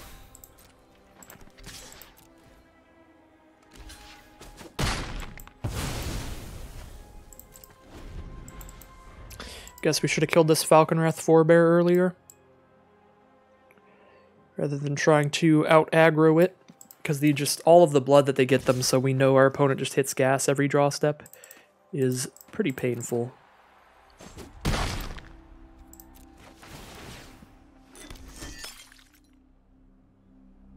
What have they exiled? Oh, the Ancestor, we exiled that one. Oh, they don't have double black for Parasitic Grasp. They need to hit another swamp, actually, to kill the Quartermaster. But yeah, I guess the other thing is the main opportunity we had to kill Forebear earlier was something that didn't exile it anyway, and they got a Ceremonial Knife, so they would have brought the Forebear back. The only opportunity we had to actually deal with Forebear was the Bleed Dry. So I don't think it would have been right to kill Forebear at any point until we had Bleed Dry. That was the one choice where it might have been best to Bleed Dry Forebear over the Skywarp Scab. That is the thing we could have done differently here. What do we have in grave? We do have Blood Servitor and Traveling Minister for the Fountain. And we kind of have to go for it here. 7 mana? 4 mana to crack Fountain, 3 mana to play the Servitor. 6, 7. Could have 8 mana, play Servitor and Traveling Minister after the Fountain.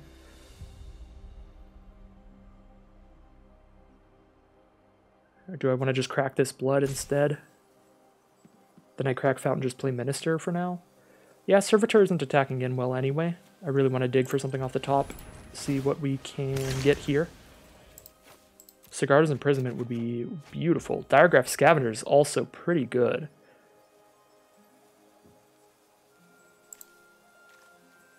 Drain them for a couple life here. Get a Death Toucher out to block the Bloodsworn Squire. And we'll just Trump block because we can bring it back with Fountain.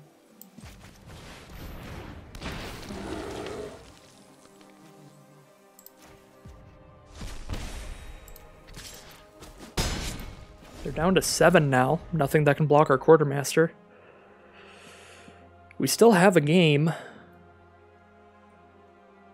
for now, but they have enough blood token they can easily filter through those to hit a swamp to kill Quartermaster with Parasitic Grasp. We're down to 9 now. Island for the turn to play Dreadlight Monstrosity. Mind Leech Ghoul is our draw.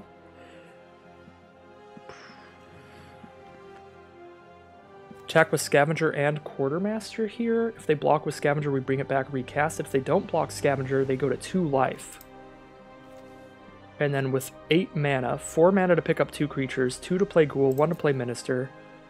We can get Chump blockers, but Monstrosity goes unblockable here. We need to gain life to survive. Do we have any way to gain life? We could exploit the Scavenger with our Ghoul, but then we don't have enough mana to recast it. We don't have any creatures we can play in our graveyard to immediately gain life here. So I think it's too little too late here. Like super close, but no cigar. Because if they don't block Scavenger, they don't die, and if they do block Scavenger, we survive. I think that's our only hope. Because otherwise they're hitting us for 9 unblockable. I guess we could just not attack with Quartermaster then. But then if they hit the Black Source, which they can do easily with 9 blood tokens, then they kill Quartermaster. I mean, they know that if they block Scavenger, they die. So they're not going to block Scavenger.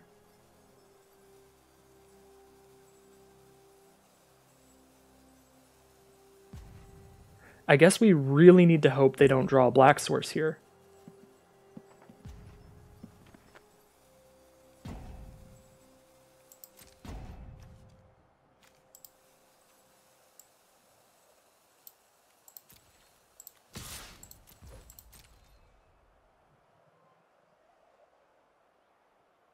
Oh my god. I mean, they don't die if they block Scavenger now. Because we didn't attack with Quartermaster. But I feel like if we attacked with Quartermaster too, then... I don't know, maybe they didn't realize. Maybe if we attacked with both, they would have blocked Scavenger and we would recast it and Blood Fountain kill them. But I didn't want to make the play that's like, oh, if my opponent misplays, I win. Because I just can't expect that in the Arena Open event here.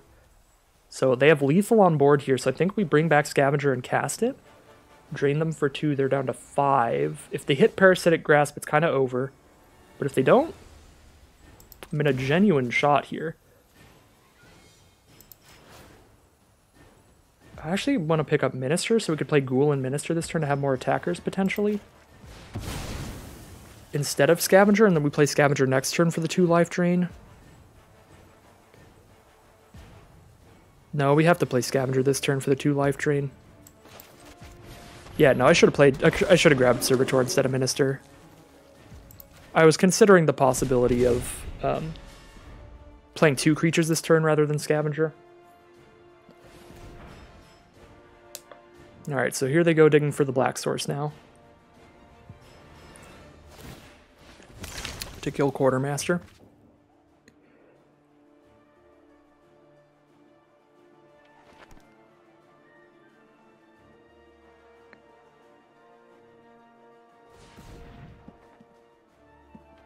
I mean, I guess they have to hit it right now, because if this is not the Black Source, then they won't have the mana for Monstrosity after this next hit. Oh my god, alright. So we take it, attack both. They have to block Scavenger with Monstrosity here. Oh no, because they can keep digging for the Grasp now. They just don't kill us this turn anymore. Runo Stromkirk. A 1/4 flyer? Well, does that seal it? Depends on what we draw here. I really should have a Blood Servitor in hand so that we could use a Blood token. But Blood Crazed Socialite lets us use a Blood token as well. Oh lord, we've already used our Hero's Downfall. We do have other cheap removal as well. Circle of Confinement or Sigarda's Imprisonment for 3 or less. So I think we play Socialite, try to hit Sigarda's Imprisonment or Circle of Confinement here.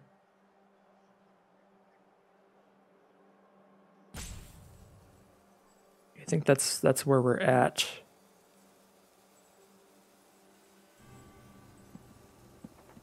Because that'll force them into losing Monstrosity. If we can't kill Monstrosity here, we die. We force them to block with Monstrosity if we kill Runo, because then we're presenting 5 damage on board.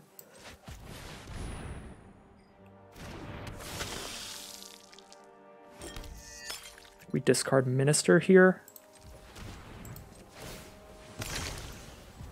Sigarda's Imprisonment or Circle Confinement, fingers crossed.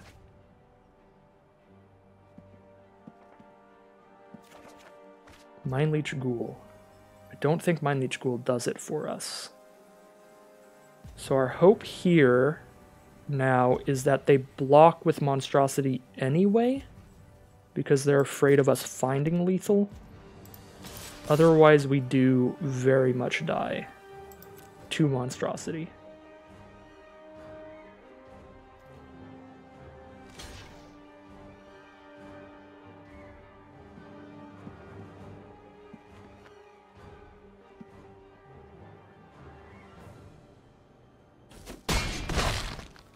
Alright, well, they will get us here then.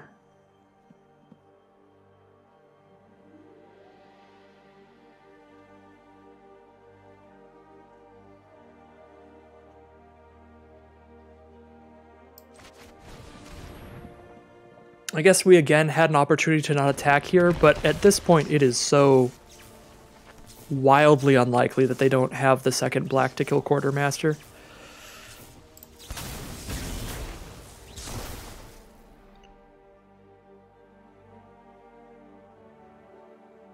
Because they get to crack a blood token right now as well. Oh yeah, that's true, but then they hit the second black and they just exile it to the ghoul. But yeah, they have enough mana to throw all these blood tokens into the next black. Let's kill Quartermaster. We're dead on board right now, so I don't know what they're... We're no longer dead on board. No longer dead on board. We get one more draw step now, if they don't give Monstrosity unblockable. So that's kind of cool. We get one more turn to try to finish them off here. I don't think there's anything in our deck that can win at this point, though. But that was a missed lethal there. They could have just activated Monstrosity and killed us. Herald of Hope. That does, hilariously enough, give us hope. And the hope is that they don't activate Monstrosity. They didn't do it this turn, so maybe they won't do it again. But at this point, they don't have a card in hand to cast, so I'm fairly certain they are going to activate Monstrosity here and get us. Yep. Well, I don't know if I played that one perfectly. We definitely should have had Blood Servitor in hand instead of Traveling Minister, but luckily we just drew into a blood token producer anyway. But we could have had one more blood token. Had we used Socialite for a blood token, then used Blood Servitor for a blood token a turn later. So we could have seen one more card there trying to find lethal. But overall, I think I played that decently well. I don't know if we could have won that game. It was pretty close. Just a rough ending for us. Super, super close game there. 4-2. It is. We're heading now into round 7.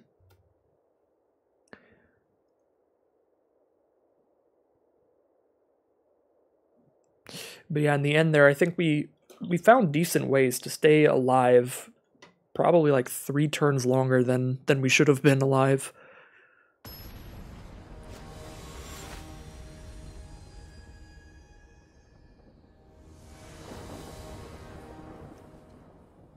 It's a mono black hand, but at least we can cast everything in it. We have Blood Fountain to filter something away, like the Grizzly Ritual. We can basically just like partial mulligan that. So I'll keep it, thanks to the blood. Playing against a red here, and we do hit the white source. Beautiful.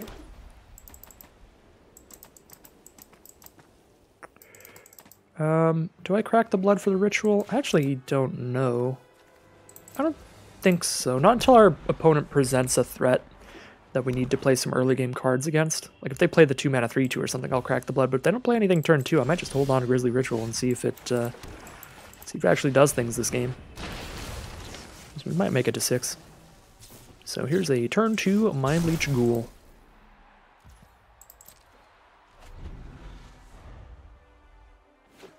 Would love it if they throw some removal at the Ghoul so we can Scavenger.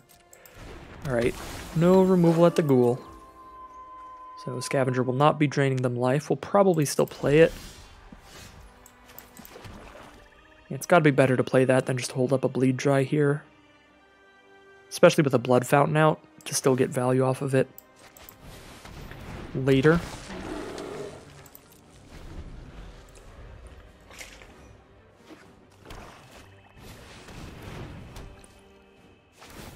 Well, Stensia Uprising is going to be a very bad time for us. Our color pair is not really going to deal with enchantments. I guess white could deal with enchantments, but the only enchantment removal we have is in the sideboard, because the only thing it kills is enchantments. So we have to worry about them getting a 1/1 every end step and doing 7 damage to any target at some point. As a removal spell. 3, 4, 5, 6, 7 permanents right now. Yeah, I'm not loving it. Guess we get in with Scavenger. Grab another white source here and get a land out of the deck. But still not quite discarding blood tokens to lands. Or discarding lands to blood tokens, because we have Grisly Salvage at 6.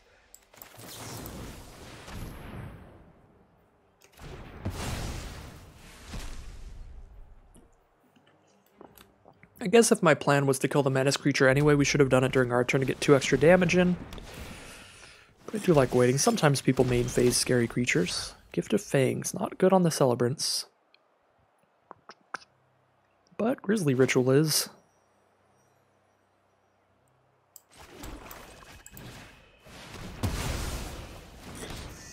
And now we have a lot of blood.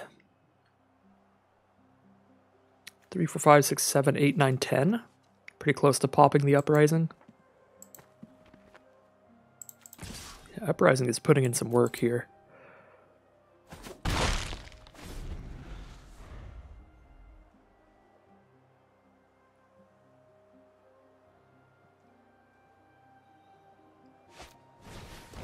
Reckless Impulse draws into Doomed Dissenter and Fearful Villager. So I'd expect like Villager this turn, Dissenter the turn after. They have 10 permanents. They sack this during the end step. So 10. Villager would be the 11th. So if they play Villager in a land, that'd be 12. And the Uprising would make the 13th in the end step. Alright, so they're at 12 now. So if they want to, they can pretty easily manipulate it to where they have 14 in their end step, so they can just keep getting 1/1s all game, which is going to be very annoying. So that is something to consider here, but there's not much we can do about it. I just wanted to mention that.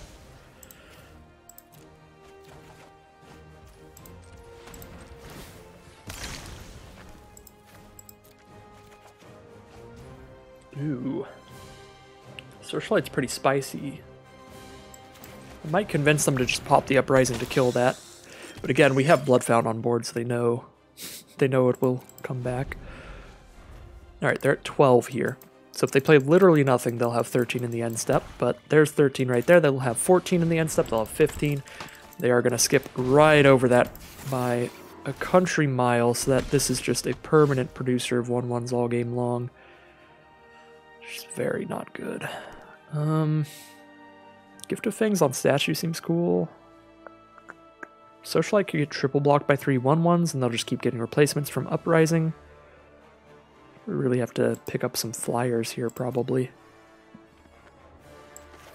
I like Gift on the statue, though, because this is going to be a 5/5 in a little while, and this game's going to go long, so it will be relevant. It will be a 5/5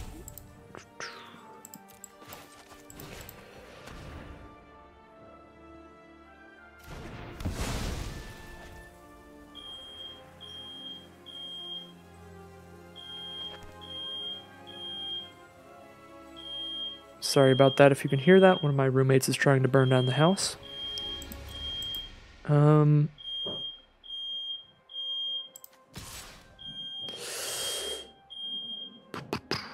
I think we attack in pretty aggressively with Socialite at least, because like if it dies off, then Blood Fountain just picks it back up, but the fact that Scavenger just trades for 2 1/1s is super rough here. I think we do hold on to these blood tokens though, because we really need to pick up our flyer or something like that.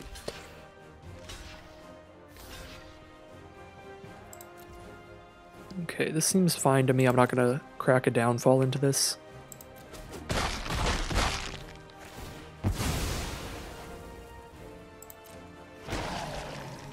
That's 13 for Uprising, so yeah, Uprising is still going to be going off here.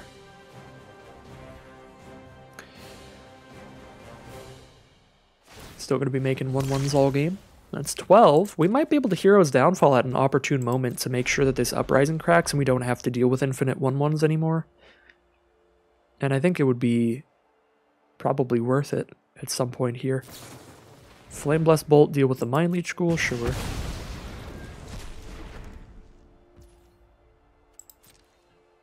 Attack with Villager, we can't block it, sure. Courier Bat is the play. They haven't gained life, so that's just a Courier Bat. They have 13 permanents now, so we respond with this by killing the Courier Bat. And then they'll have 13 and have to crack Stensia Uprising. And they'll probably just do 7 to our face. Oh wait, they can respond by cracking a blood though? Oh my god, Stensia Uprising. This card is way better than it looks. We just can't break through this thing.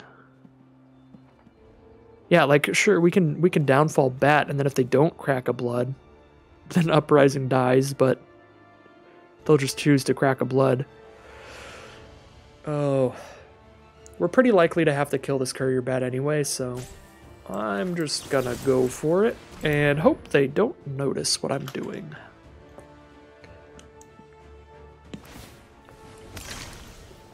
Yep, our opponent understands what we're trying to do there. So Stensia Uprising stays on the board.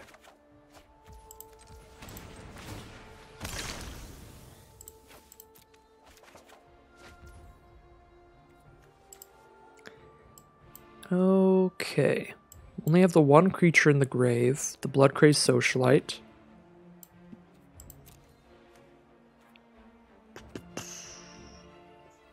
Bring it back with the Blood Fountain. Can't cast it this turn anyway, so we'll do that as like a main phase kind of thing, or end step kind of thing.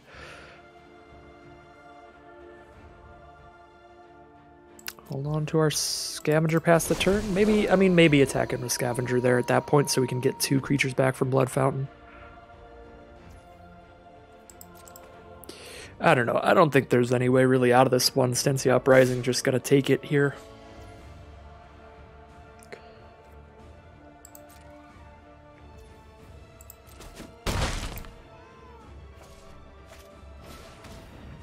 They have a Blood Fountain of their own with multiple creatures in grave.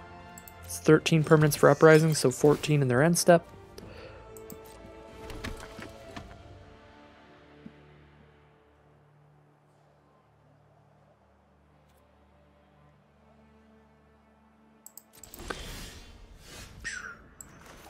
Well, there's Heron of Hope. That's what we've been hoping for.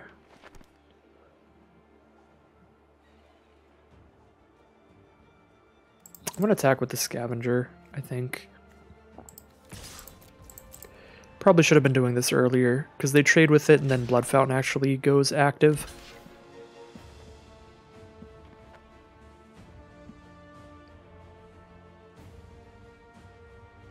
Yeah, I should have done this sooner, because we've had the time to crack this fountain for a while now.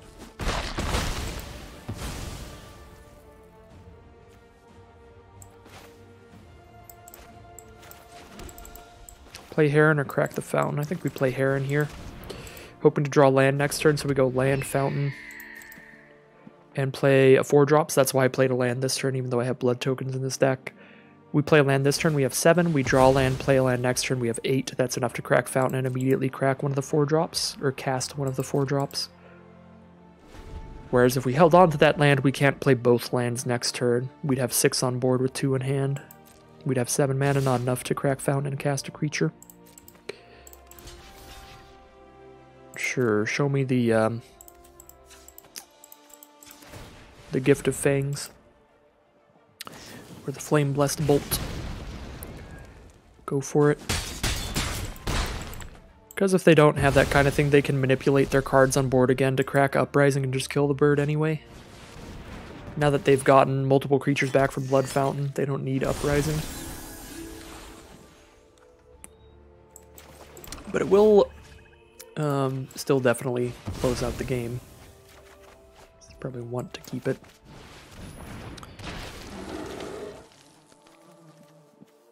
Take the statue, I guess, doesn't really matter.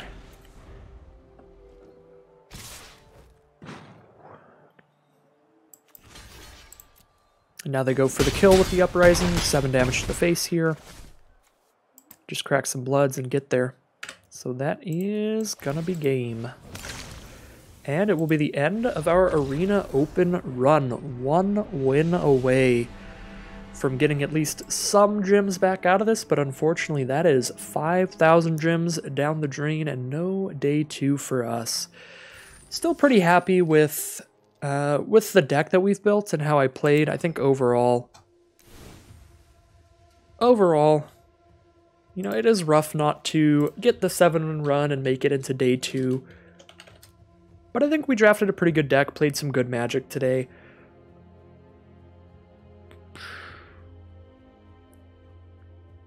Two of our losses were very hard fought. That last loss was really just Stensia Uprising absolutely demolishing our soul. But I feel like a couple of our losses, a couple of our wins were very hard fought games that were some complex Magic. And yeah, sometimes it'll just happen. Sometimes you don't get there. So yeah, here's the last look at the deck before I sign off for the day. If you enjoy this content and you want to see more, you want to see some more high-level limited gameplay, I do have the Mythic Championship qualifier coming up 2 weekends from now. Like the 16th or 17th around then. That will be another high-stakes draft event. You get into that event by being top 1,200 Mythic, so we'll be, again, playing against some very fierce competition and drafting Innistrad Crimson Vow. So if you want to see some more of that kind of gameplay, that will be coming up then, and until then, we'll just be playing some Magic Arena, probably some more practice Premier drafts and all that, so that's pretty much it. As always, thank you all very much for watching, and I'll be back again soon with some more Magic Arena.